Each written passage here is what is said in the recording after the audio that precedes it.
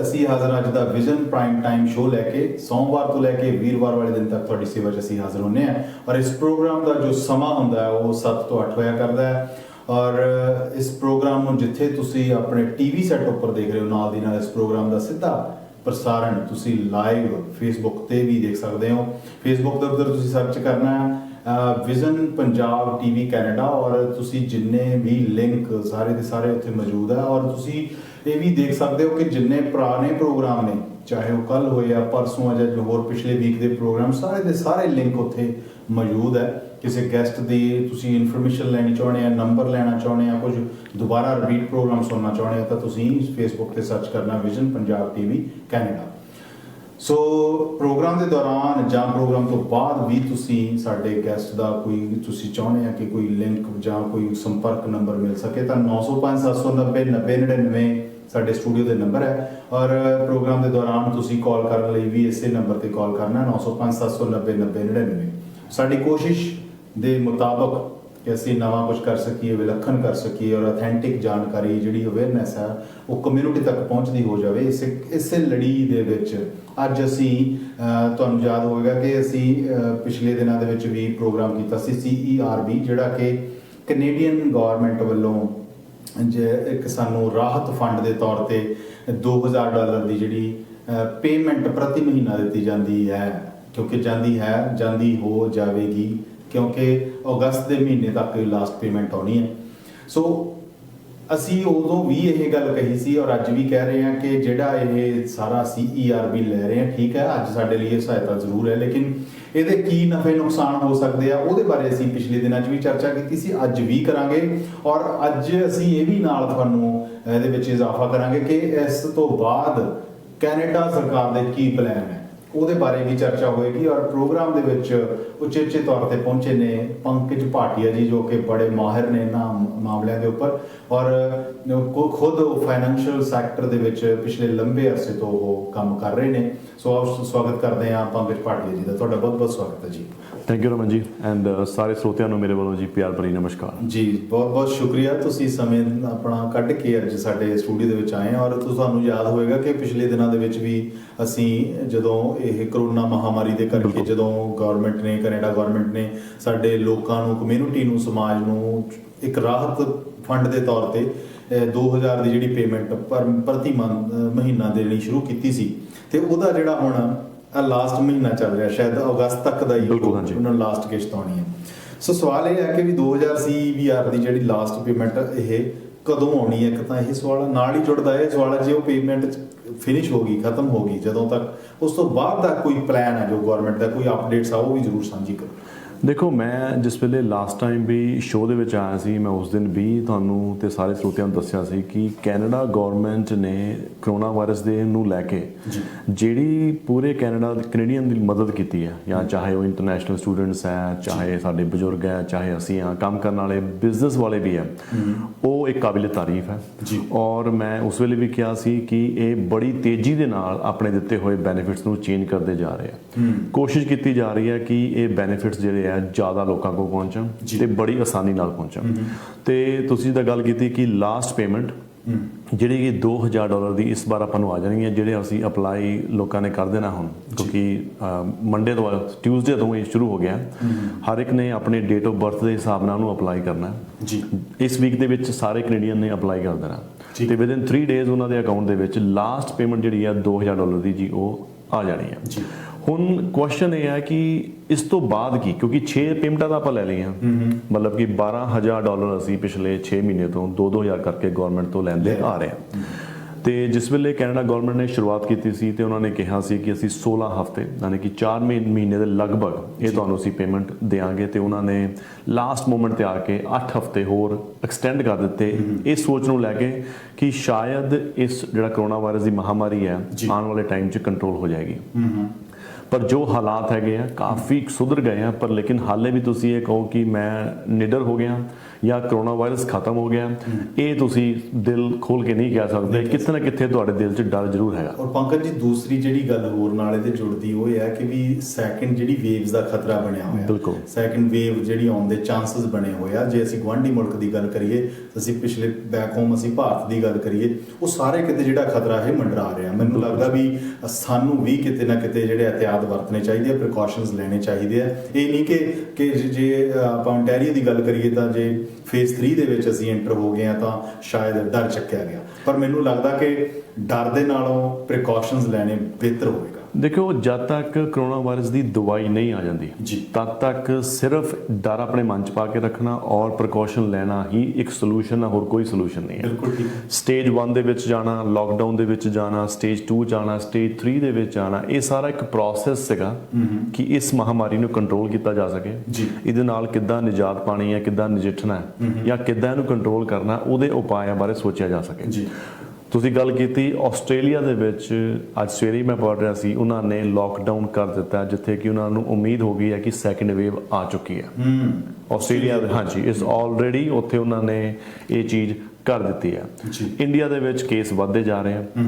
Canada ਦੇ ਵਿੱਚ ਉਹਨਾਂ ਨੇ ਇਕਨੋਮੀ ਖੋਲ੍ਹਣ ਦੇ ਲਈ ਫਟਾਫਟ ਸਟੇਜ 3 ਤਾਂ ਆਪਾਂ ਲੈ ਆਏ, ਪਰ ਲੇਕਿਨ ਆਪਾਂ ਨੂੰ ਇhtiyat ਕਰਨੀ ਪੈਣੀ। ਪਰ ਲੇਕਿਨ ਮੁੱਦਾ ਹੁਣ ਇਹ ਆ ਗਿਆ ਵਾਪਸ, ਫਿਰ ਪੇਮੈਂਟ ਤੇ ਆ ਗਏ ਅਸੀਂ ਕਿ ਜੇ ਇਹ ਅੱਗੇ ਵੱਧ ਜਾਂਦਾ ਤਾਂ ਹੁਣ ਅਗਲੀ ਪੇਮੈਂਟ ਆਪਾਂ ਨੂੰ ਕਿੱਥੋਂ ਆਣੀ ਹੈ? ਹੁਣ ਤਾਂ 6 ਪੇਮੈਂਟ ਆਪਾਂ ਨੂੰ ਆ ਚੁੱਕੀਆਂ, ਲੇਕਿਨ ਖਰਚੇ ਆਪਣੇ ਹਾਲੇ ਉੱਦਾਂ ਹੀ ਚੱਲਦੇ ਆ। ਤਾਂ ਇੱਕ ਕੈਨੇਡਾ ਗਵਰਨਮੈਂਟ ਨੇ ਹਾਲੇ ਵੀ ਇੱਕ ਅਨਾਉਂਸ ਕੀਤਾ ਕਿ 2 ਐਕਸਟੈਂਡ ਕਰਨ ਜਾ ਰਹੇ ਆ 8 ਹਫ਼ਤੇ ਹੋਰ, ਯਾਨੀ ਕਿ 2 ਪੇਮੈਂਟਸ ਤੁਹਾਨੂੰ ਹਾਲੇ ਹੋਰ ਮਿਲ ਸਕਦੀਆਂ ਅਗਸਤ ਤੋਂ ਬਾਅਦ ਤੁਹਾਨੂੰ 2 ਪੇਮੈਂਟਾਂ ਹੋਰ ਮਿਲਣਗੀਆਂ। ਪਰ ਲੇਕਿਨ ਹੁਣ ਤੁਹਾਨੂੰ ਅਪਲਾਈ ਕਰਨ ਦੇ ਲਈ ਸਿੱਧਾ ਸਰਬ ਵੱਲੋਂ ਨਹੀਂ ਜਾਣਾ, ਤੁਸੀਂ EI ਦੇ ਥਰੂ ਜਾਓਗੇ। ਜਿਨ੍ਹਾਂ ਲੋਕਾਂ ਦੀ ਇੰਪਲੋਇਮੈਂਟ ਇੰਸ਼ੋਰੈਂਸ ਮਿਲਦੀ ਸੀ ਉਹਨਾਂ ਦੇ ਥਰੂ ਤੁਹਾਨੂੰ ਅਪਲਾਈ ਕਰਨਾ ਪਏਗਾ। ਸ਼ਾਇਦ ਤੁਹਾਡੀਆਂ ਇੰਪਲੋਇਮੈਂਟ ਦੀ ਡਿਟੇਲਸ ਲਈਆਂ ਜਾਣਗੀਆਂ ਕਿ ਤੁਸੀਂ ਕਿੱਥੇ ਕੰਮ ਕਰਦੇ ਸੀ, ਕਦ ਤੁਹਾਡੀ ਛੁੱਟੀ ਲਾਸਟ ਵੀ ਕੰਮ ਕੀਤਾ, ਤੁਹਾਡੀ ਇੰਪਲੋਇਮੈਂਟ ਦੀ ਡਿਟੇਲ ਲਈ ਜਾਏਗੀ, ਤਾਂ ਹੀ ਤੁਹਾਨੂੰ ਜਾ ਕੇ $2000 ਐਕਸਟਰਾ 2 ਪੇਮੈਂਟਾਂ ਮਿਲ ਸਕਦੀਆਂ। ਨਾਲ ਦੀ ਨਾਲ ਇਹ ਵੀ ਗੱਲ ਕੀਤੀ ਜਾ ਰਹੀ ਹੈ ਕਿ ਜਿਹੜਾ ਪਿੱਛੇ ਇਹਨਾਂ ਨੇ ਰਿਆਇਤ ਦਿੱਤੀ ਸੀ ਕਿ ਤੁਸੀਂ ਅਗਰ $1000 ਬਣਾਉਂਦੇ ਹੋ ਪਰ ਤਾਂ ਵੀ ਤੁਸੀਂ 2000 ਨੂੰ ਕਲੇਮ ਕਰ ਸਕਦੇ ਹੋ। ਤੇ ਆਉਣ ਵਾਲੇ ਜਿਹੜੀ 2 ਪੇਮੈਂਟ ਹੈਗੀਆਂ ਉਹਨਾਂ ਵਿੱਚ $1000 ਤੱਕ ਕੰਪਲੀਟਲੀ ਉਹਨਾਂ ਨੇ ਆਫ ਕਰਤਾ ਕਿ ਜੇ ਤੁਸੀਂ 1 ਪੈਸਾ ਵੀ ਬਣਾਉਂਦੇ ਹੋ ਤਾਂ ਤੁਸੀਂ $2000 ਕੁਆਲੀਫਾਈ ਨਹੀਂ ਕਰਦੇ ਤਾਂ ਤੁਸੀਂ $1000 ਨੂੰ ਤੁਸੀਂ ਛੱਡਣਾ ਹੀ ਛੱਡਣਾ। ਤੁਸੀਂ ਉਹ ਤੁਹਾਨੂੰ ਮਤਲਬ ਕਿ ਤੁਹਾਨੂੰ ਕਹਿਣਾ ਪੈਣਾ ਕਿ ਮੈਂ ਕੋਈ ਪੈਸੇ ਨਹੀਂ ਬਣਾਉਂਦਾ, ਜਾਂ ਕੋਈ ਵੀ ਤੁਹਾਨੂੰ ਛੋਟਾ ਮੋਟਾ ਕੰਮ ਤੁਸੀਂ ਅਗਰ ਹੁਣ ਕਰ ਰਹੇ ਸੀਗੇ ਤੇ ਉਹ ਤੁਹਾਨੂੰ ਬੰਦ ਕਰਨਾ ਪੈਣਾ ਤੇ ਤੁਹਾਨੂੰ ਇੰਪਲੋਇਮੈਂਟ ਇੰਸ਼ੋਰੈਂਸ ਦੇ ਥਰੂ ਜਾਣਾ ਪੈਣਾ, ਜਿਹਦੇ ਵਿੱਚ ਜਾ ਕੇ ਤੁਹਾਨੂੰ ਇਹ ਪੇਮੈਂਟ ਮਿਲਣੀ ਹੈ। ਪਰ ਅੱਛੀ ਗੱਲ ਇਹ ਹੈ ਕਿ ਜਿਹੜੇ ਲੋਕੀ ਵਾਕਈ ਇੰਪੈਕਟਡ ਹੋਏ ਆ ਕਰੋਨਾ ਵਾਇਰਸ ਕਰਕੇ, ਜਿਨ੍ਹਾਂ ਦੀ ਜੌਬ ਗਈ ਹੈ, ਸੀਜ਼ਨਲ ਜੌਬ ਹੈਗੀ ਆ, ਜੌਬ ਨਹੀਂ ਹੈਗੀ, ਉਹਨਾਂ ਦੇ ਲਈ ਇੱਕ ਰਾਹਤ ਦੀ ਗੱਲ ਜ਼ਰੂਰ ਹੈਗੀ ਆ ਕਿ ਅਗਸਤ ਦੀ ਪੇਮੈਂਟ ਤਾਂ ਆ ਜਾਣੀ ਹੈ, ਪਹਿਲੀ ਪੇਮੈਂਟਾਂ ਵਾਂਗੂ, ਪਰ ਲੇਕਿਨ ਜਿਹੜੀਆਂ 2 ਪੇਮੈਂਟ ਅੱਗੇ ਆਉਣੀਆਂ ਉਹ ਜ਼ਰੂਰ ਮਿਲਣਗੀਆਂ ਤੁਹਾਨੂੰ। ਔਰ ਕੈਨੇਡਾ ਗਵਰਨਮੈਂਟ ਉੱਤੇ ਕੰਮ ਕਰ ਰਹੀ ਹੈ। ਅਗੇਨ ਆਉਣ ਵਾਲੇ ਦਿਨਾਂ ਦੇ ਵਿੱਚ ਇਹਦੇ ਉੱਤੇ ਹੋਰ ਜਿਹੜਾ ਆ ਸਪਸ਼ਟੀਕਰਨ ਦਿੱਤਾ ਜਾਏਗਾ ਵੀ ਕਿੱਦਾਂ ਅਪਲਾਈ ਕਰਨਾ ਹੈ। ਇਹ ਸਿਰਫ ਹਾਲੇ ਅਰਲੀ ਸਟੇਜ ਹੈ, ਕਿਉਂਕਿ ਪਹਿਲਾਂ ਵੀ ਮੈਂ ਸ਼ੋਅ ਸਟਾਰਟਿੰਗ 'ਚ ਕਿਹਾ ਕਿ ਬਹੁਤ ਜਲਦੀ ਚੇਂਜਸ ਹੋ ਰਹੀਆਂ, ਹਾਲੇ ਪੂਰਾ ਮਹੀਨਾ ਪਿਆ। ਸੋ ਕੈਨੇਡਾ ਗਵਰਨਮੈਂਟ ਇਹਦੇ ਬਾਰੇ ਜ਼ਰੂਰ ਗੱਲਬਾਤ ਕਰ ਰਹੀ ਹੈ ਤੇ ਨਵੀਂ ਜਿਹੜਾ ਲਾਅ ਇਹਦੇ ਉੱਪਰ ਇਹ ਬਹੁਤ ਛੇਤੀ ਪਾਸ ਹੋ ਜਾਣਾ। ਸੋ 2 ਪੇਮੈਂਟਸ $4000 ਹਾਲੇ ਵੀ ਉਹਨਾਂ ਲਈ ਹੈ ਜਿਨ੍ਹਾਂ ਲੋਕਾਂ ਨੂੰ ਵਾਕਈ ਜੌਬ ਗਈ ਹੈ। ਸੋ ਮੈਂ ਦਰਸ਼ਕਾਂ ਨੂੰ ਵੀ ਦੱਸ ਦਵਾਂ ਇੱਕ ਵਾਰੀ ਕਿ ਜਿਹੜਾ ਇਹ ਪੰਕਜ ਜੀ ਨੇ ਹੁਣੇ ਦੱਸਿਆ ਕਿ ਅਗਸਤ ਦੀ ਲਾਸਟ ਪੇਮੈਂਟ ਆਉਣੀ ਸੀ। ਪਿਛਲੇ ਦਿਨਾਂ ਦੇ ਵਿੱਚ ਜੋ ਅਨਾਉਂਸਮੈਂਟ ਹੋਈ ਸੀ ਕਿ CERB ਦੇ ਰਿਲੇਟਡ ਜਿਹੜੀ 2000 ਦੀ ਪੇਮੈਂਟ ਪ੍ਰਤੀ ਮਹੀਨਾ ਮਿਲਦੀ ਸੀ ਸਾਨੂੰ, ਉਹ ਹੁਣ ਅਗਸਤ ਦੇ ਮਹੀਨੇ ਤੱਕ ਤੁਹਾਨੂੰ ਮਿਲੇਗੀ। ਲੇਕਿਨ ਜਿਨ੍ਹਾਂ ਦੀ ਜੌਬ ਹਾਲੇ ਤੱਕ ਨਹੀਂ ਲੱਗੀ, ਜਿਨ੍ਹਾਂ ਦੀ ਜੌਬ ਹਾਲੇ ਤੱਕ ਬਹਾਲ ਨਹੀਂ ਹੋਈ, ਤਾਂ ਉਹ ਅਗਲੇ 2 ਮਹੀਨਿਆਂ ਦੀ EI ਦੇ ਥਰੂ 2000 ਦੀ ਪੇਮੈਂਟ ਵੀ ਕਲੇਮ ਕਰ ਸਕਦੇ ਆ। ਉਹਦੇ ਲਈ ਤੁਸੀਂ EI ਦੇ ਲਈ ਕਲੇਮ ਕਰਨ ਦੇ ਲਈ ਹੋ ਸਕਦਾ ਤੁਹਾਡੇ ਜਿਹੜੇ ਕਾਗਜ਼ਾਤ, ਤੁਹਾਡੇ ਡਾਕੂਮੈਂਟਸ ਵਗੈਰਾ ਜਿਹੜੇ ਆ ਉਹ ਇੰਪਲੋਇਰ ਦੇ ਦੇਖੇ ਜਾਣ। ਤੁਸੀਂ ਇਹਦੇ ਸਾਰੀ ਡਿਟੇਲ ਦੇ ਲਈ ਫਿਰ ਵੀ ਤੁਸੀਂ ਇਹ ਜਿਹੜੀਆਂ ਸਾਈਟਸ ਹੈ canada.ca ਦੇ ਉੱਪਰ ਜਾ ਕੇ, ਜਾਂ ਜਿਹੜੀਆਂ ਵੀ ਸਾਈਟਸ ਦੀ ਅੱਜ ਅਸੀਂ ਅਨਾਉਂਸ ਕਰਾਂਗੇ, ਤੁਸੀਂ ਉਹਦੇ ਉੱਪਰ ਜਾ ਕੇ ਵੀ ਜਿਹੜੀਆਂ ਇਹ CERB ਹੈ ਜਾਂ ਹੋਰ ਸਾਰੇ ਫੰਡ ਨੇ ਜਾਂ ਹੋਰ ਕੀ ਰਾਹਤ ਮਿਲ ਸਕਦੀ ਹੈ ਸਾਨੂੰ ਜਾਂ ਮਿਲ ਰਹੀ ਹੈ, ਉਹਦੇ ਬਾਰੇ ਤੁਸੀਂ ਗੱਲ ਕਰ ਸਕਦੇ ਹੋ। 905 790 9099 ਨਾਲ ਦੀ ਨਾਲ ਸਾਈਟ ਦੇ ਉੱਪਰ ਵੀ ਤੁਸੀਂ ਰੀਚ ਕਰ ਸਕਦੇ ਹੋ। ਜੀ ਪੰਕਜ ਜੀ, ਅੱਗੇ ਜਿਹੜਾ ਸਵਾਲ ਇਹ ਹੈ ਕਿ 1250 ਪ੍ਰਤੀ ਮਹੀਨਾ ਸਟੂਡੈਂਟਸ ਨੂੰ ਮਿਲਦਾ ਸੀ। 1250 ਦਾ ਜਿਹੜਾ ਬੈਨੀਫਿਟ, ਉਹਦੇ ਵਿੱਚ ਇੰਟਰਨੈਸ਼ਨਲ ਸਟੂਡੈਂਟਸ ਦਾ ਅੱਜ ਕਈ ਵਾਰੀ ਕਨਫਿਊਜ਼ਨ ਹੀ ਬਣੀ ਰਹੀ ਕਿ ਮਿਲੇਗਾ ਕਿ ਨਹੀਂ ਮਿਲੇਗਾ। ਕਈਆਂ ਨੇ ਅਪਲਾਈ ਕੀਤਾ, ਉਹਨਾਂ ਨੂੰ ਮਿਲ ਵੀ ਗਿਆ। ਸੋ ਉਹਦੇ ਬਾਰੇ ਜ਼ਰੂਰ ਦੱਸੋ ਵੀ ਇਹ ਵੀ ਉਸੇ ਤਰੀਕੇ ਨਾਲ ਕੰਟੀਨਿਊ ਰਹੇਗਾ ਜਾਂ ਇਹਨੂੰ ਵੀ ਸਟਾਪ ਕਰਨ ਲੱਗੇ ਆ? ਨਹੀਂ, ਦੇਖੋ ਪਹਿਲਾਂ ਤਾਂ ਜਿਹੜਾ ਸਟੂਡੈਂਟਸ ਨੂੰ $1250 ਅਨਾਉਂਸ ਕੀਤਾ ਗਿਆ ਸੀ ਕੈਨੇਡਾ ਗਵਰਨਮੈਂਟ ਵੱਲੋਂ, ਉਹ ਉਹਨਾਂ ਨੂੰ ਅਨਾਉਂਸ ਕੀਤਾ ਗਿਆ ਸੀ ਜਿਹਨੇ ਫੁੱਲ ਟਾਈਮ ਸਟੂਡੈਂਟ ਸੀਗੇ ਤੇ ਜਿਹੜੇ ਡਿਊਰਿੰਗ ਸਮਰ ਕੰਮ ਕਰਕੇ ਪੈਸੇ ਅਰਨ ਕਰਦੇ ਸੀਗੇ ਤੇ ਆਪਣੀ ਆਉਣ ਵਾਲੀ ਟਿਊਸ਼ਨ ਦਾ ਖਰਚਾ, ਫੀਸ ਦਾ ਖਰਚਾ, ਪੜ੍ਹਾਈ ਦਾ ਖਰਚਾ ਚੱਕਦੇ ਸੀਗੇ। ਤੇ ਹੁਣ ਸੈਪਟੰਬਰ ਦੇ ਵਿੱਚ ਉੱਦਾਂ ਵੀ ਸਕੂਲ ਖੁੱਲ ਰਹੇ ਆ, ਕਾਲਜ ਖੁੱਲ ਰਹੇ ਆ। ਯੈਸ, ਉਹਨਾਂ ਦੀ ਪੜ੍ਹਾਈ ਜਿਹੜੀ ਆ ਆਨਲਾਈਨ ਕੀਤੀ ਜਾ ਰਹੀ ਹੈ, ਬਹੁਤ ਜ਼ਿਆਦਾ ਵਰਚੁਅਲੀ ਕੀਤੀ ਜਾ ਰਹੀ ਹੈ। ਸੋ ਉਹ ਬੈਨੀਫਿਟ ਤਾਂ ਜਾ ਕੇ ਤੁਹਾਨੂੰ ਅਗਸਤ ਮਹੀਨੇ ਤੋਂ ਬਾਅਦ ਬੰਦ ਉੱਦਾਂ ਹੀ ਹੋਣਾ ਹੀ ਸੀਗਾ। ਉਹਦੇ 'ਚ ਕੋਈ ਐਕਸਟੈਂਸ਼ਨ ਨਹੀਂ ਹੈ, ਕੋਈ ਕਿਸੇ ਨੂੰ ਵੀ ਕੋਈ ਸਟੂਡੈਂਟ ਨੂੰ ਕੋਈ ਕੋਰਸ ਡ੍ਰੌਪ ਕਰਨ ਦੀ ਜ਼ਰੂਰਤ ਨਹੀਂ ਪੈ ਰਹੀ, ਕਿਉਂਕਿ ਸਾਰੇ ਇੰਸਟੀਟਿਊਸ਼ਨ ਨੇ ਜਿਹੜੇ ਹੈਗੇ ਸਕੂਲ ਵਾਲੇ, ਕਾਲਜ ਹੈ, ਯੂਨੀਵਰਸਿਟੀਜ਼ ਹੈ, ਉਹਨਾਂ ਨੇ ਆਨਲਾਈਨ ਇਹਨਾਂ ਦੀ ਸੈਟਿੰਗ ਕਰ ਦਿੱਤੀ ਹੈ ਬੱਚਿਆਂ ਦੀ। ਤੇ $1250 ਉਹਨਾਂ ਨੂੰ ਮਿਲਣਾ। ਹਾਂ, ਇੱਕ ਜਿਹੜਾ ਮੈਂ ਇੱਥੇ ਪੁਆਇੰਟ ਜ਼ਰੂਰ ਮੈਂ ਤੁਹਾਨੂੰ ਦੱਸਣਾ ਚਾਹੂੰਗਾ ਕਿ ਇੰਟਰਨੈਸ਼ਨਲ ਸਟੂਡੈਂਟਸ ਲੈ ਸਕਦੇ ਆ ਕਿ ਇਹ ਨਹੀਂ ਲੈ ਸਕਦੇ, ਇਹਦੇ ਉੱਤੇ ਬੜੀ ਕਨਫਿਊਜ਼ਨ ਹੈ। ਬਿਲਕੁਲ, ਇਹਦੇ ਕਨਫਿਊਜ਼ਨ ਹਮੇਸ਼ਾ ਹੀ ਰਹੀ ਹੈ। ਸੋ ਕਲੀਅਰਲੀ ਇਹ ਲਿਖਿਆ ਹੋਇਆ ਕਿ ਅਗਰ ਤੁਸੀਂ ਇੱਥੇ ਕੰਮ ਕਰਕੇ ਪੈਸੇ ਕਮਾਣੇ ਸੀਗੇ, ਚਾਹੇ ਉਹ ਸਟੂਡੈਂਟ ਸੀਗੇ ਇੰਟਰਨੈਸ਼ਨਲ, ਚਾਹੇ ਉਹ ਕੈਨੇਡੀਅਨ ਸਟੂਡੈਂਟ ਸੀਗੇ, ਉਹ ਤੁਸੀਂ $1250 ਦਾ ਬੈਨੀਫਿਟ ਅਪਲਾਈ ਕਰ ਸਕਦੇ ਹੋ। ਅਗਰ ਸਿੱਧੇ ਸ਼ਬਦਾਂ 'ਚ ਦੱਸੀਏ ਤਾਂ ਕੈਨੇਡੀਅਨ ਜਿਹੜੇ ਇੰਟਰਨੈਸ਼ਨਲ ਸਟੂਡੈਂਟ ਹੈ ਉਹ $1250 ਲਈ ਕੁਆਲੀਫਾਈ ਹੁੰਦੇ ਆ, ਔਰ ਤੁਸੀਂ ਨਾਲ ਦੀ ਨਾਲ ਸੇਮ $1000 ਦੇ ਤੱਕ ਤੁਸੀਂ ਸਾਈਡ ਤੇ ਜੌਬ, ਛੋਟੀ ਮੋਟੀ ਜੌਬ ਕਰਕੇ ਬਣਾ ਸਕਦੇ ਹੋ। ਪਾਰਟ ਟਾਈਮ ਤੁਸੀਂ 1000 ਤੋਂ ਥੱਲੇ ਬਣਾ 1000 ਤੱਕ। ਬਿਲਕੁਲ। ਪਰ ਲੇਕਿਨ ਇੱਥੇ ਵੀ ਇੱਕ ਹੋਰ ਕਨਫਿਊਜ਼ਨ ਮੈਂ ਸਾਰੇ ਸਰੋਤਿਆਂ ਨਾਲ ਕਲੀਅਰ ਕਰਨਾ ਚਾਹੂੰਗਾ ਕਿ ਜਿਹੜੇ $1000 ਨੇ ਜੀ, ਇਹ ਗ੍ਰੋਸ ਹੈ, ਇਹ ਨੈਟ ਨਹੀਂ ਹੈ। ਅੱਛਾ, ਇਹ ਵੀ ਹੋ ਸਕਦਾ ਹੈ ਕਿ ਗ੍ਰੋਸ ਦਾ ਮਤਲਬ ਹੁੰਦਾ ਕਿ ਤੁਹਾਨੂੰ $1000 ਬਿਫੋਰ ਟੈਕਸਸ। ਕਈ ਵਾਰ ਇਹ ਕਨਫਿਊਜ਼ਨ ਦੇਖਣ ਜਾਈ ਹੈ, ਬੰਦਾ ਕਹਿੰਦਾ ਜੀ ਮੈਂ ਤਾਂ ਮੇਰੇ ਹੱਥ 'ਚ $800 ਹੀ ਆਏ ਆ ਤੇ ਮੈਂ $1250 ਅਪਲਾਈ ਕਰ ਲੈਣਾ। ਜੀ ਜੀ, ਨਹੀਂ, ਜੇ ਉਹ $800 ਟੈਕਸ ਕਟਾ ਕੇ ਆਏ ਆ ਔਰ ਜਿਹੜੀ ਤੁਹਾਡੀ ਨੈਟ ਗ੍ਰੋਸ ਸੀਗੀ ਉਹ $1100 ਦੀ ਸੀਗੀ, ਤਾਂ ਤੁਸੀਂ $1250 ਲਈ ਕੁਆਲੀਫਾਈ ਨਹੀਂ ਸੀ ਕਰਦੇ। ਸੋ ਇੱਥੇ ਕਨਫਿਊਜ਼ ਨਹੀਂ ਹੋਣਾ ਸੀ। ਅਸੀਂ ਇਹ ਨਹੀਂ ਦੇਖਣਾ ਕਿ ਮੇਰੇ ਹੱਥ 'ਚ ਕਿੰਨੇ ਆਏ ਆ, ਆਫਟਰ ਟੈਕਸਸ ਨਹੀਂ, ਇਹ ਗ੍ਰੋਸ ਹੈ। ਸੋ ਜੇ $1000 ਤੋਂ ਵੱਧ ਤੁਹਾਡੀ ਗ੍ਰੋਸ ਹੈਗੀ ਆ ਤਾਂ $1250 ਲਈ ਤੁਸੀਂ ਕੁਆਲੀਫਾਈ ਨਹੀਂ ਕਰਦੇ।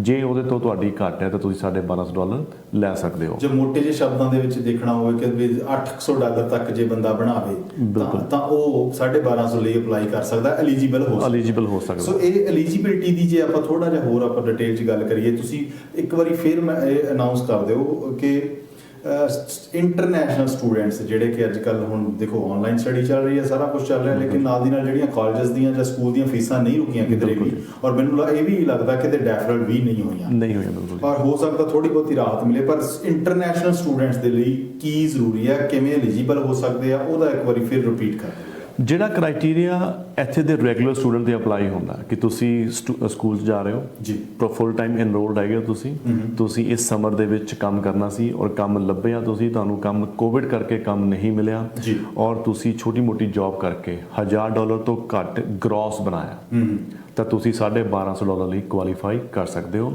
ਸਿੰਪਲ ਸ਼ਬਦਾਂ ਦੇ ਵਿੱਚ ਇੰਟਰਨੈਸ਼ਨਲ ਸਟੂਡੈਂਟ ਵੀ ਅਪਲਾਈ ਕਰ ਸਕਦੇ ਆ। ਤੁਸੀਂ ਇਹ ਇੰਟਰਨੈਸ਼ਨਲ ਸਟੂਡੈਂਟ ਔਰ ਕੈਨੇਡੀਅਨ ਸਟੂਡੈਂਟ ਦੋਨਾਂ ਦਾ ਫਰਕ ਭੁੱਲ ਜਾਓ। ਤੁਸੀਂ ਸਟੂਡੈਂਟ ਸੀਗੇ ਜੀ, ਤੁਸੀਂ ਸਮਰ 'ਚ ਕੰਮ ਕਰਨਾ ਸੀ, ਤੁਹਾਨੂੰ ਸਮਰ 'ਚ ਕੰਮ ਨਹੀਂ ਮਿਲਿਆ ਡਿਊ ਟੂ COVID-19, ਤੁਸੀਂ $1250 ਲਈ ਕੁਆਲੀਫਾਈ ਕਰ ਜਾਂਦੇ ਹੋ। ਹਾਂ, ਜਿਹੜੇ ਵੀ ਇੰਟਰਨੈਸ਼ਨਲ ਸਟੂਡੈਂਟ ਨੇ ਪਿਛਲੀਆਂ 3 ਪੇਮੈਂਟਾਂ ਅਪਲਾਈ ਨਹੀਂ ਕੀਤੀਆਂ, ਇਸ ਕਨਫਿਊਜ਼ਨ ਨੂੰ ਲੈ ਕੇ ਉਹ ਬੈਕ ਡੇਟ ਕਰਕੇ ਵੀ ਆਪਣੀ ਪੇਮੈਂਟਸ ਲੈ ਸਕਦੇ ਆ। ਔਰ ਅਗਰ ਤੁਹਾਨੂੰ ਕੋਈ ਕਨਫਿਊਜ਼ਨ ਆਉਂਦੀ ਹੈ, ਤੁਸੀਂ ਤਾਂ ਪਹਿਲਾਂ ਵੀ ਕਿਹਾ, ਵੈਬਸਾਈਟ ਤੇ canada.ca ਤੇ ਜਾ ਕੇ ਇਸ ਨੂੰ ਪੜ੍ਹਨਾ, ਕਿਉਂਕਿ ਬਹੁਤ ਜ਼ਿਆਦਾ ਅਪਡੇਟਸ ਆਉਂਦੀਆਂ ਉੱਤੇ।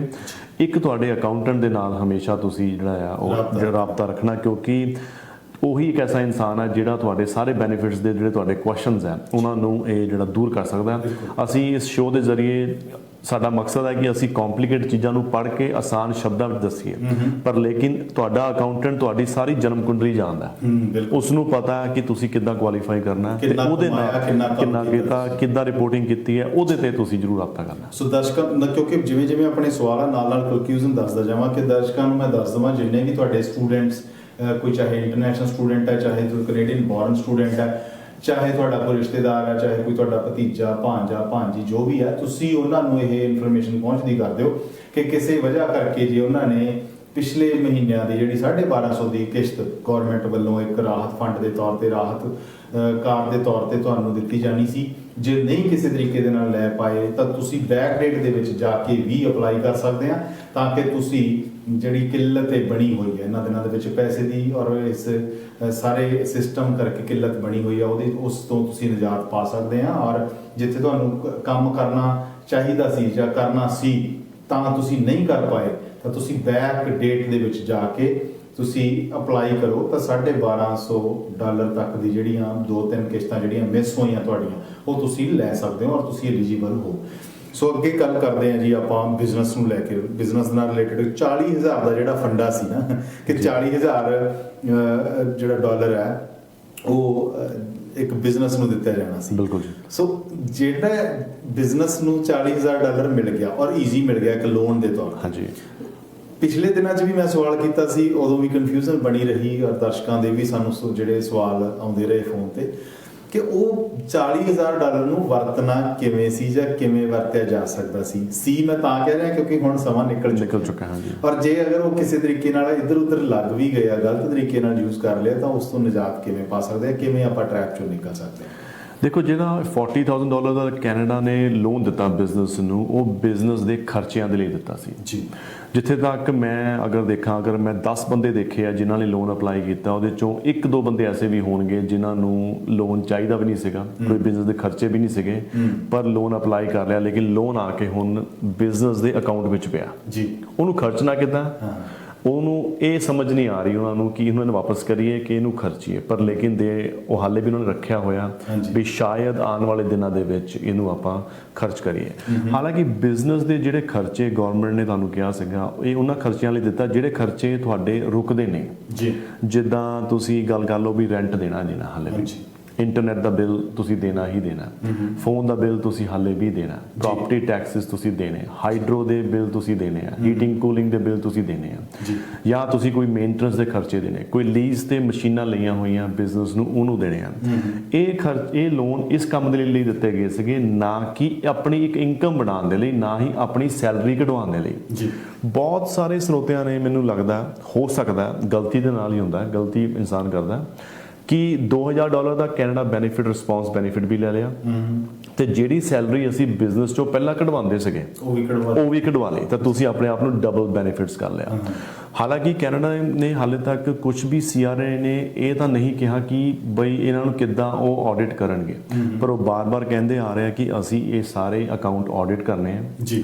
ਜਿਹੜੇ ਇਹ ਪੈਸਿਆਂ ਤੁਸੀਂ ਖਰਚਿਆਂ ਦੇ ਲਈ ਖਰਚੇ ਆ, ਉਹ ਖਰਚਿਆਂ ਨੂੰ ਆਡਿਟ ਕਰਨਾ ਤੇ ਦੇਖਣਾ ਹੈ ਕਿ ਇਹ ਵਾਕਈ ਹੀ ਇਹ ਬਿਜ਼ਨਸ ਨੂੰ $40,000 ਚਾਹੀਦਾ ਸੀਗਾ ਜਾਂ ਨਹੀਂ ਚਾਹੀਦਾ ਸੀ, ਜਾਂ ਜਿਹੜਾ ਖਰਚਾ ਤੁਸੀਂ ਕੀਤਾ ਉਹ ਖਰਚਾ ਵਾਕਈ ਹੀ ਤੁਹਾਨੂੰ ਐਮਰਜੈਂਸੀ ਕਰਕੇ ਕਰਨਾ ਪਿਆ ਕਿ ਜਾਂ ਤੁਹਾਡੇ ਉਹ ਰੈਗੂਲਰ ਖਰਚੇ ਹੀ ਸੀਗੇ ਜੀ। ਕਈਆਂ ਨੇ ਤਾਂ ਆਪਣੇ ਇਸ ਲੋਨ ਨੂੰ ਕਿਸੇ ਦੀ ਦੇਣਦਾਰੀ ਦੇਣੀ ਸੀਗੀ, ਉਹਨੂੰ ਨਾਲ ਦੇ ਕੇ ਵੀ ਯੂਜ਼ ਕਰ ਸਕਦੇ ਆ।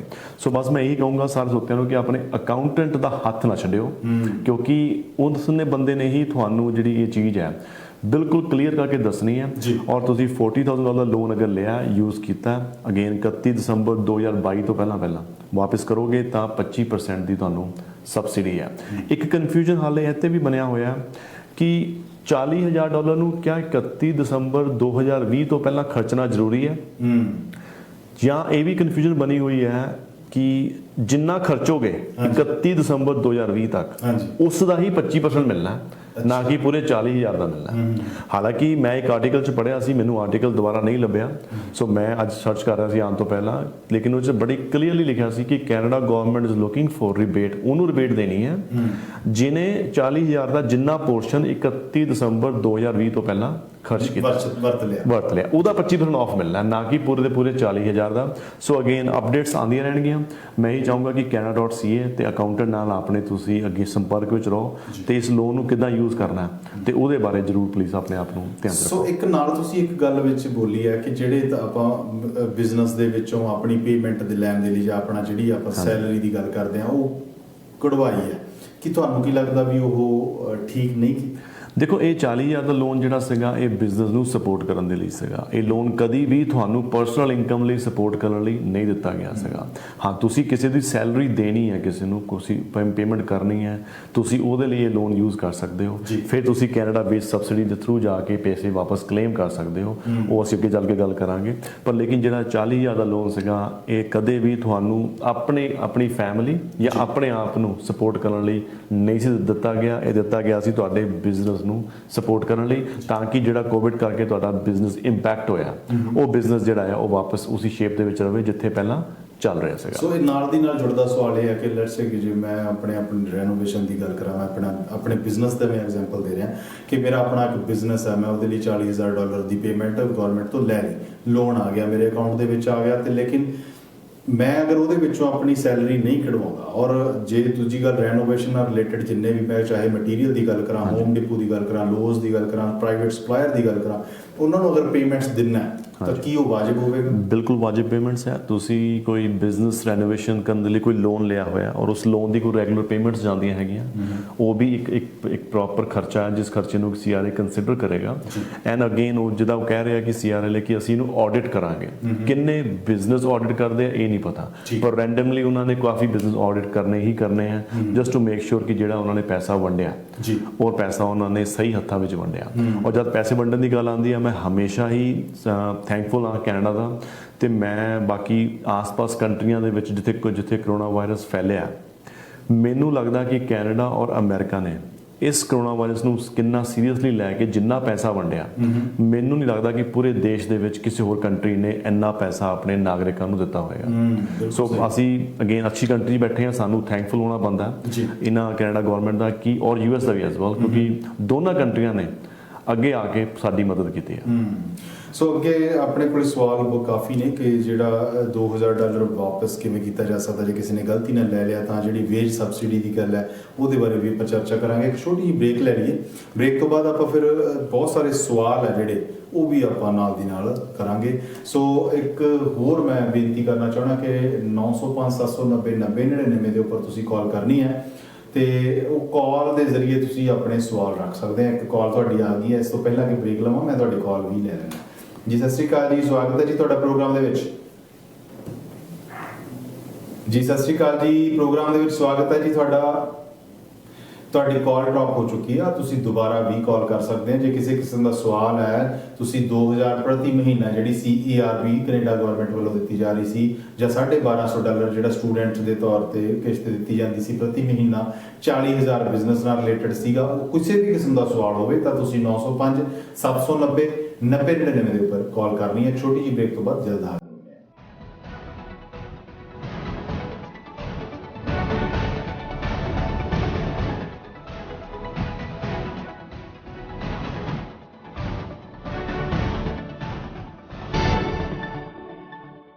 ਬ੍ਰੇਕ ਤੋਂ ਬਾਅਦ ਫਿਰ ਤੋਂ ਤੁਹਾਡਾ ਸਵਾਗਤ ਹੈ ਤੇ ਤੁਸੀਂ ਦੇਖ ਰਹੇ ਹੋ ਵਿਜ਼ਨ ਪੰਜਾਬ TV, ਔਰ ਪ੍ਰੋਗਰਾਮ ਦਾ ਨਾਮ ਹੈ ਜੋ ਅਸੀਂ ਪੇਸ਼ ਕਰ ਰਹੇ ਹਾਂ, ਪ੍ਰੋਗਰਾਮ ਦਾ ਨਾਮ ਵਿਜ਼ਨ ਪ੍ਰਾਈਮ ਟਾਈਮ ਸ਼ੋਅ ਹੈ, ਜੋ ਕਿ ਸੋਮਵਾਰ ਤੋਂ ਲੈ ਕੇ ਵੀਰਵਾਰ ਵਾਲੇ ਦਿਨ ਤੱਕ ਤੁਹਾਡੀ ਸੇਵਾ 'ਚ ਅਸੀਂ ਹਾਜ਼ਰ ਕਰਦੇ ਹਾਂ। ਔਰ ਇਸ ਪ੍ਰੋਗਰਾਮ ਦਾ ਜੋ ਸਮਾਂ ਹੈ ਉਹ 7 ਤੋਂ 8 ਹੋਇਆ ਕਰਦਾ ਹੈ, ਔਰ ਕਿਸੇ ਕਿਸਮ ਦਾ ਸਵਾਲ ਤੁਹਾਡਾ ਹੋਵੇ, ਸੁਝਾਅ ਹੋਵੇ, ਜਾਂ ਤੁਸੀਂ ਕੋਈ ਜਾਣਕਾਰੀ ਸਾਂਝੀ ਕਰਨੀ ਚਾਹੁੰਦੇ ਆ ਇਸ ਮਾਧਿਅਮ ਦੇ ਜ਼ਰੀਏ, ਤਾਂ 905 790 9099 ਸਟੂਡੀਓ ਦਾ ਨੰਬਰ ਹੈ। ਇਹ ਸਕਰੀਨ ਦੇ ਜਿਹੜਾ ਅਸੀਂ ਸਕਰੀਨ ਥੱਲੇ ਤੁਸੀਂ ਦੇਖ ਰਹੇ ਹੋ, ਉਹਦੇ ਉੱਪਰ ਵੀ ਇਹ ਨੰਬਰ ਜਿਹੜਾ ਫਲੈਸ਼ ਹੋਇਆ ਤੁਹਾਨੂੰ ਨਜ਼ਰ ਆਏਗਾ। ਔਰ ਪ੍ਰੋਗਰਾਮ ਜੋ ਅੱਜ ਅਸੀਂ ਤੁਹਾਡੀ ਸੇਵਾ 'ਚ ਅਸੀਂ ਹਾਜ਼ਰ ਕਰ ਰਹੇ ਹਾਂ ਉਹ ਇਹ ਹੈ ਕਿ ਜਿਹੜਾ CERB ਜਿਹਨੂੰ ਅਸੀਂ ਕਹਿੰਦੇ ਹਾਂ ਕਿ ਕੈਨੇਡਾ ਗਵਰਨਮੈਂਟ ਨੇ ਸਾਨੂੰ ਇੱਕ ਰਾਹਤ ਕੋਸ਼ ਦੇ ਤੌਰ ਤੇ ਜਿਹੜਾ 2,000 ਮਹੀਨਾ ਸਾਨੂੰ ਇੱਕ ਕਿਸ਼ਤ ਦੇਣੀ ਸ਼ੁਰੂ ਕੀਤੀ ਸੀ ਕਰੋਨਾ ਵਾਇਰਸ ਕਰਕੇ, ਮਹਾਮਾਰੀ ਕਰਕੇ, ਉਹ ਕਦੋਂ ਤੱਕ ਦਿੱਤੀ ਜਾਣੀ ਹੈ, ਔਰ ਇਸ ਤੋਂ ਬਾਅਦ ਕਿਹੜੀ ਆਪਸ਼ਨ ਅਵੇਲੇਬਲ ਹੈ ਤੁਹਾਡੇ ਕੋਲ ਜਾਂ ਸਾਡੇ ਕੋਲ ਸਾਰਿਆਂ ਕੋਲੇ। ਫਿਰ ਉਸ ਤੋਂ ਬਾਅਦ ਜੇ ਸਟੂਡੈਂਟਸ ਦੀ ਗੱਲ ਕਰੀਏ, ਇੰਟਰਨੈਸ਼ਨਲ ਸਟੂਡੈਂਟਸ ਦੇ ਵਿੱਚ ਬੜਾ ਕਨਫਿਊਜ਼ਨ ਸੀ ਕਿ ਜਿਹੜਾ $1,250 ਅਨਾਉਂਸ ਹੋਇਆ ਕਿ ਉਹ ਇੰਟਰਨੈਸ਼ਨਲ ਸਟੂਡੈਂਟ ਲੈ ਸਕਦੇ ਆ ਕਿ ਨਹੀਂ ਲੈ ਸਕਦੇ। ਜਿਨ੍ਹਾਂ ਨੇ ਨਹੀਂ ਲਿਆ ਕੀ ਉਹ ਦੁਬਾਰਾ ਬੈਕਡੇਟ ਦੇ ਵਿੱਚ ਅਪਲਾਈ ਕਰ ਸਕਦੇ ਆ? ਹਾਂਜੀ, ਤੁਸੀਂ ਕਰ ਸਕਦੇ ਹੋ। ਇਹ ਸਾਰੇ ਹੀ ਸਵਾਲ ਅੱਜ ਅਸੀਂ ਪੰਕਜ ਭਾਟੀਆ ਜੀ ਦੇ ਨਾਲ ਕਰ ਰਹੇ ਹਾਂ, ਜੋ ਕਿ ਇੱਕ ਫਾਈਨੈਂਸ਼ੀਅਲ ਐਡਵਾਈਜ਼ਰ ਨੇ, ਜਾਂ ਕਹਿ ਲਓ ਕਿ ਬਹੁਤ ਲੰਮੇ ਸਮੇਂ ਤੋਂ ਫਾਈਨੈਂਸ਼ੀਅਲ ਸੈਕਟਰ ਦੇ ਵਿੱਚ ਕੰਮ ਕਰ ਰਹੇ ਆ ਔਰ ਚੰਗੀ ਮੁਹਾਰਤ ਰੱਖਦੇ ਆ ਸੈਕਟਰ ਦੇ ਵਿੱਚ। ਔਰ 905 790 9099 ਤੇ ਤੁਸੀਂ ਕਾਲ ਕਰਕੇ ਆਪਣੇ ਸਵਾਲ ਰੱਖ ਸਕਦੇ ਹੋ। ਫਿਰ ਆਓ ਕਰਦੇ ਹਾਂ ਦੁਬਾਰਾ ਫਿਰ ਇੱਕ ਵਾਰੀ ਸਵਾਗਤ। ਪੰਕਜ ਜੀ, ਤੁਹਾਡਾ ਸਵਾਗਤ ਹੈ ਜੀ। Thank you Raman ji. 40,000 ਵਾਲਾ ਜਿਹੜਾ ਮਸਲਾ ਆਪਾਂ ਇੱਕ ਵਾਰੀ ਫਿਰ ਥੋੜਾ ਜਿਹਾ ਅੱਗੇ ਵਧਦੇ ਹਾਂ। ਜਿਨ੍ਹਾਂ ਅੱਗੇ ਇੱਕ ਕ੍ਰਾਈਟੇਰੀਆ ਬਣਾਇਆ ਹੋਇਆ ਸੀ ਗਵਰਨਮੈਂਟ ਨੇ ਕਿ ਜਿਨ੍ਹਾਂ ਦੀ 20,000 ਤੱਕ ਦੀ ਜਿਹੜੀ ਪੇਰੋਲ ਦੀ ਗੱਲ ਕੀਤੀ ਗਈ ਤੇ ਉਹਨਾਂ ਨੂੰ ਇਹ 40,000 ਦਾ ਜਿਹੜਾ ਲੋਨ ਮਿਲੇਗਾ। ਹੁਣ ਕੈਨੇਡਾ ਗਵਰਨਮੈਂਟ ਨੇ ਕਿਹਾ ਕਿ ਵੀ ਜਿਹੜਾ $40,000 ਕੋਈ ਵੀ ਬਿਜ਼ਨਸ ਉਹ ਅਪਲਾਈ ਕਰ ਸਕਦਾ। ਪਹਿਲਾਂ ਕੰਡੀਸ਼ਨ ਸੀ, ਪਰ ਹੁਣ ਇਹ ਕੰਡੀਸ਼ਨ ਚੱਕ ਦਿੱਤੀ ਗਈ ਹੈ।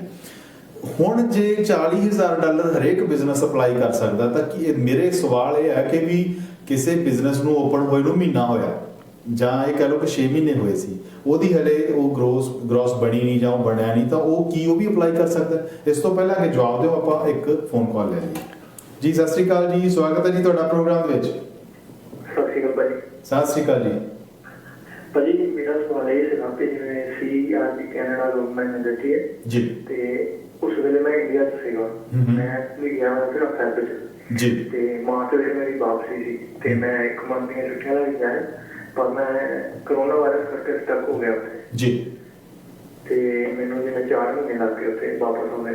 ਵਾਪਸ ਆਉਣ ਤੋਂ ਬਾਅਦ ਮੈਂ 14 ਕੁਆਰੰਟਾਈਨ ਕੀਤਾ ਜੀ, ਤੇ ਹੁਣ ਮੈਂ ਵਾਪਸ ਆਇਆ ਤੇ ਕੰਮ ਦੁਬਾਰਾ ਜੁਆਇਨ ਕੀਤਾ ਤੇ ਮੈਂ ਐਲੀਜੀਬਲ ਹੈਗਾ ਇਹਦੇ ਲਈ ਜਾਂ ਨਹੀਂ? ਤੁਸੀਂ ਦੁਬਾਰਾ ਕੰਮ ਜੁਆਇਨ ਕਰ ਲਿਆ? ਹਾਂਜੀ। ਤੇ ਤੁਸੀਂ ਮੰਥਲੀ ਕਿੰਨਾ ਬਣਾ ਰਹੇ ਹੋ? 1000 ਤੋਂ ਥੱਲੇ ਹੈ ਜਾਂ 1000 ਤੱਕ ਜਾਂਦੇ ਹੋ ਮਹੀਨਾ? ਨਹੀਂ, ਮੈਂ ਉਹ ਕਹਿ ਰਿਹਾ ਜਿਵੇਂ ਪਹਿਲਾਂ ਜਿਹੜੇ 4 ਨਹੀਂ, ਮੈਂ ਸਵਾਲ ਇਹੀ ਪੁੱਛ ਰਿਹਾ, ਫਿਰ ਆਪਾਂ ਉਹਦੇ ਲਈ ਮੈਂ ਨਹੀਂ ਕਹਿੰਦਾ ਤੁਸੀਂ ਆਪਣੀ ਅਮਾਉਂਟ ਦੱਸੋ, ਲੇਕਿਨ 1000 ਤੋਂ ਉੱਪਰ ਬਣਾ ਰਹੇ ਹੋ ਤੁਸੀਂ, ਹੈ ਨਾ, ਹੁਣ ਮੰਥਲੀ?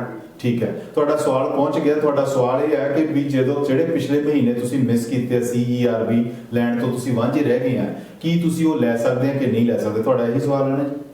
ਹਾਂਜੀ। ਠੀਕ ਹੈ, ਤੁਸੀਂ ਆਫ ਦੀ ਏਅਰ ਸੁਣ ਲਓ ਔਰ ਕਾਲ ਕਰਨ ਦੀ ਬਹੁਤ ਸ਼ੁਕਰੀਆ, ਔਰ ਤੁਸੀਂ ਆਪਣਾ ਜਵਾਬ ਆਫ ਦੀ ਏਅਰ ਸੁਣ ਸਕਦੇ ਹੋ। ਬਹੁਤ ਸ਼ੁਕਰੀਆ। ਓਕੇ ਜੀ। ਇਸ ਤੋਂ ਪਹਿਲਾਂ ਕਿ ਆਪਾਂ 40,000 ਵਾਲਾ ਜਿਹੜਾ ਬਿਜ਼ਨਸ ਵਾਲਾ ਸੀ ਨਾ, ਉਹਦੇ ਬਾਰੇ ਗੱਲ ਕਰਾਂਗੇ। ਇੱਕ ਕਾਲਰ ਦਾ ਜਿਹੜਾ ਤੁਸੀਂ ਨਾਲ ਦੀ ਨਾਲ ਜਵਾਬ ਦੇ ਦਿਓ। ਦੇਖੋ, ਜਿੱਥੇ ਤੱਕ ਮੈਂ ਪੜ੍ਹਿਆ ਸੀਗਾ ਲਾਸਟ ਟਾਈਮ ਸ਼ੋਅ ਦੇ ਵਿੱਚ ਆਇਆ ਸੀ ਕਿ ਅਗਰ ਤੁਸੀਂ ਇੰਡੀਆ ਵਿੱਚ ਸਟਕ ਹੋ ਗਏ ਹੋ ਤਾਂ ਤੁਸੀਂ $2,000 ਦੇ ਲਈ ਕੁਆਲੀਫਾਈ ਕਰਦੇ ਹੋ ਜੀ। ਸੋ ਜੇ 4 ਮਹੀਨੇ ਇੰਡੀਆ 'ਚ ਸਟਕ ਹੋ ਗਏ ਆ ਤੇ ਇਹ ਮੇਰੇ ਹਿਸਾਬ ਨਾਲ $2,000 ਬੈਕ ਡੇਟ ਤੋਂ ਕੁਆਲੀਫਾਈ ਕਰਦੇ ਆ ਤੇ ਲੈ ਸਕਦੇ ਆ। ਪਰ ਮੈਂ ਜ਼ਰੂਰ ਚਾਹੂੰਗਾ ਕਿ ਅਗੇਨ ਆਪਣੇ ਅਕਾਊਂਟੈਂਟ ਦੇ ਨਾਲ ਇਹ ਆਪਣੇ ਜ਼ਰੂਰ ਡਿਸਕਸ਼ਨ ਕਰਨ ਤੇ ਜਿੱਥੇ ਤੱਕ ਮੈਨੂੰ ਲੱਗਦਾ ਇਹ ਡੈਫੀਨਿਟਲੀ ਕੁਆਲੀਫਾਈ ਕਰਦੇ ਆ ਤੇ 4 ਪੇਮੈਂਟਾਂ 2-2000 ਦੀਆਂ ਲੈ ਸਕਦੇ ਆ। 4 ਪੇਮੈਂਟ ਬਿਲਕੁਲ ਲੈ। ਸੋ ਜਿੰਨਾ ਵੀ ਕਾਲਰ ਨੇ ਕਾਲ ਕੀਤੀ ਸੀ, ਤੁਸੀਂ ਤੁਹਾਡੇ ਲਈ ਖੁਸ਼ਖਬਰੀ ਹੈ ਕਿ ਤੁਸੀਂ ਜਿਹੜੇ 4 ਮਹੀਨੇ ਮਿਸ ਕੀਤੇ ਆ ਇੰਡੀਆ ਦੇ ਵਿੱਚ, ਤੁਸੀਂ ਸਟਕ ਹੋ ਗਏ ਸੀ, ਤਾਂ 4 ਮਹੀਨੇ ਦੀ ਜਿਹੜੀ ਉਹ ਪੇਮੈਂਟ ਤੁਸੀਂ ਲੈ ਸਕਦੇ ਆ।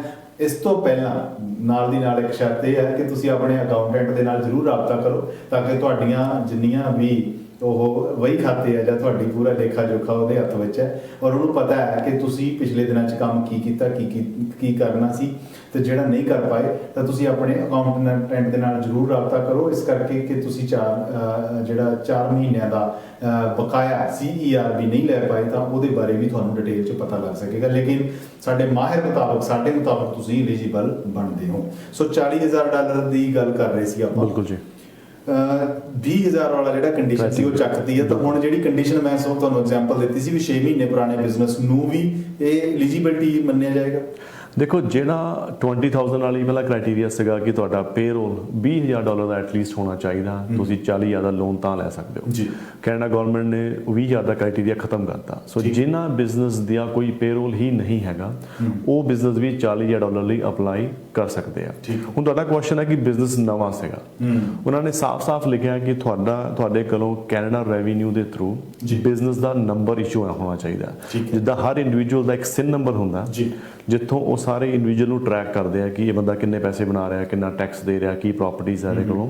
ਉੱਦਾਂ ਹੀ ਬਿਜ਼ਨਸ ਬੰਦਾ ਵੀ ਇੱਕ ਬਿਜ਼ਨਸ ਨੰਬਰ ਇਸ਼ੂ ਹੁੰਦਾ CRA ਵੱਲੋਂ। ਜੇ ਤੁਹਾਡਾ ਮਾਰਚ ਦੇ ਵਿੱਚ ਅਕਾਊਂਟ ਖੁੱਲਿਆ ਹੋਇਆ ਸੀ ਬੈਂਕ ਦੇ ਵਿੱਚ ਔਰ ਤੁਹਾਨੂੰ CRA ਵੱਲੋਂ ਬਿਜ਼ਨਸ ਨੰਬਰ ਇਸ਼ੂ ਹੋਇਆ ਸੀ ਤਾਂ ਤੁਸੀਂ ਇਸ $40,000 ਦੇ ਲਈ ਕੁਆਲੀਫਾਈ ਕਰ ਜਾਂਦੇ ਹੋ। ਪਹਿਲਾ ਕ੍ਰਾਈਟੇਰੀਆ ਤਾਂ ਇਹ ਹੋ ਗਿਆ। ਹੁਣ ਦੂਜਾ ਕ੍ਰਾਈਟੇਰੀਆ ਤੁਹਾਨੂੰ ਇਹ ਆ ਗਿਆ ਕਿ ਤੁਸੀਂ ਪੇਰੋਲ 20,000 ਦਾ ਹੈ ਜਾਂ ਨਹੀਂ ਹੈ ਜੀ।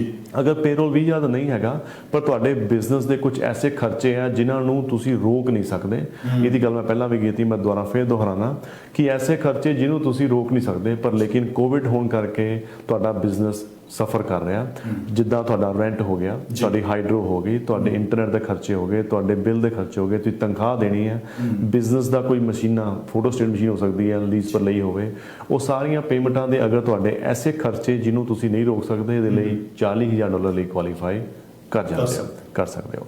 ਇਹ ਉਹਨਾਂ ਨੇ ਕਰ ਦਿੱਤਾ। ਪਰ ਲੇਕਿਨ ਬਹੁਤ ਸਾਰੇ ਜਿੱਦਾਂ ਕਈ ਵਾਰੀ ਹੁੰਦਾ ਕਿ ਇੱਕ ਫੈਮਿਲੀ ਬਿਜ਼ਨਸ ਚੱਲਦਾ, ਤੁਸੀਂ ਆਪਣੇ ਬਿਜ਼ਨਸ ਦਾ ਨਾਮ ਦੱਸਿਆ ਸੀ, ਬਹੁਤ ਸਾਰੇ ਅਕਾਊਂਟੈਂਟ ਤੁਹਾਨੂੰ ਇਹ ਸੁਜੈਸਟ ਕਰਦੇ ਆ ਕਿ ਪੇ ਨਹੀਂ ਕਢਾਣੀ ਆਪਣੀ ਅਕਾਊਂਟ ਦੇ ਵਿੱਚੋਂ, ਆਪਣਾ ਤੁਸੀਂ ਡਿਵੀਡੈਂਡ ਕਢਵਾਉਣਾ ਕਿਉਂਕਿ ਡਿਵੀਡੈਂਡ ਦੇ ਉੱਪਰ ਟੈਕਸ ਘੱਟ ਲੱਗਦਾ ਜੀ।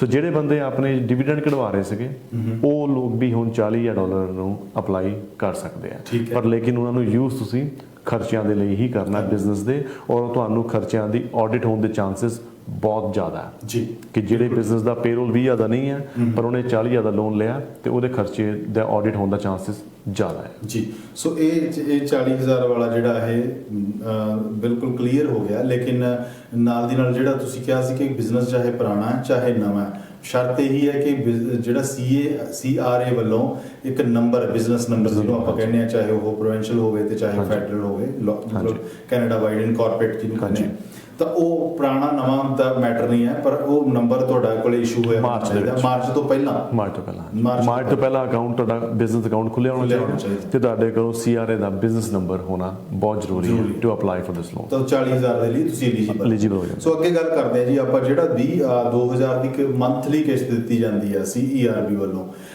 ਕੀ ਇਹ ਜਿਹੜੀ 2,000 ਪੇਮੈਂਟ ਮੰਥਲੀ ਮਿਲਦੀ ਸੀ ਜਾਂ ਮਿਲ ਰਹੀ ਹੈ, ਕੀ ਇਹਦੇ ਉੱਪਰ ਸਾਨੂੰ ਟੈਕਸ ਦੇਣਾ ਪਏਗਾ? ਬਿਲਕੁਲ ਜੀ, ਕੈਨੇਡਾ ਗਵਰਨਮੈਂਟ ਤੋਂ ਪਹਿਲੀ ਗੱਲ ਤਾਂ ਬੈਨੀਫਿਟ ਲੈਣੇ ਆਸਾਨ ਨਹੀਂ, ਜੇ ਲੈ ਲਏ ਤਾਂ ਟੈਕਸ ਦੇਣ ਲਈ ਤਿਆਰ ਰਹੋ। ਕੈਨੇਡਾ ਗਵਰਨਮੈਂਟ ਨੇ ਇਸ ਵੇਲੇ ਤੁਹਾਨੂੰ ਜਿਹੜੇ ਬੈਨੀਫਿਟ ਦਿੱਤੇ ਆ ਉਹ ਤੁਹਾਨੂੰ ਬਿਨਾਂ ਟੈਕਸ ਕੱਟੇ ਤੁਹਾਨੂੰ ਦੇ ਦਿੱਤੇ ਆ। ਸੋ ਮੈਂ ਸਾਰੇ ਸਰੋਤਿਆਂ ਨੂੰ ਇਹੀ ਦੱਸਾਂਗਾ ਕਿ ਤੁਸੀਂ 12 ਪੇਮੈਂਟ ਤਾਂ ਲੈ ਲਈਆਂ, 6 ਪੇਮੈਂਟ ਲੈ ਲਈਆਂ ਜਿਸ 'ਚ ਤੁਹਾਨੂੰ 12,000 ਆ ਚੁੱਕਾ। ਹੋਪਫੁਲੀ ਤੁਸੀਂ ਅਗਲੀਆਂ 2 ਪੇਮੈਂਟ ਲਈ ਵੀ ਕੁਆਲੀਫਾਈ ਕਰ ਜਾਓਗੇ ਅਗਰ ਤੁਸੀਂ ਵਾਕਈ ਹੀ ਕਰੋਨਾ ਵਾਇਰਸ ਕਰਕੇ ਜੌਬ ਤੁਹਾਡੀ ਗਈ ਹੈ ਜੀ। ਤਾਂ ਇਹ ਟੋਟਲ $16,000 ਤੁਹਾਨੂੰ ਨੈਕਸਟ ਈਅਰ ਇਹਦੇ ਉੱਪਰ ਤੁਹਾਨੂੰ ਟੈਕਸ ਦੇਣਾ ਪੈਣਾ। ਐਵਰੇਜ ਤੁਸੀਂ ਅਗਰ ਤੁਸੀਂ $40,000 ਬਣਾਉਂਦੇ ਹੋ ਤਾਂ ਤੁਸੀਂ 20-22% ਟੈਕਸ ਬ੍ਰੈਕਟ ਦੇ ਵਿੱਚ ਆਉਂਦੇ ਹੋ। ਤਾਂ ਨਾ ਕਰਦੇ ਹੋਏ ਵੀ ਤੁਹਾਨੂੰ $3,200 ਤੋਂ ਲੈ ਕੇ $3,500 ਤੱਕ ਦਾ ਇਹ ਟੈਕਸ ਨੈਕਸਟ ਈਅਰ CRA ਨੂੰ ਦੇਣਾ ਪੈਣਾ। ਜਿਨ੍ਹਾਂ ਨੇ $12,000 ਤੱਕ ਲਿਆ, ਜਿਨ੍ਹਾਂ ਨੇ 16 ਲਿਆ, 16 ਦਾ, ਕਿਉਂਕਿ 16 ਦਾ 20% ਕਰੋਗੇ ਤਾਂ $3,200 ਬਣਦਾ। ਸੋ ਗਿਵ ਐਂਡ ਟੇਕ ਤੁਸੀਂ $3,200 ਤੋਂ $3,500 CRA ਨੂੰ ਤੁਹਾਨੂੰ ਦੇਣਾ ਪੈਣਾ।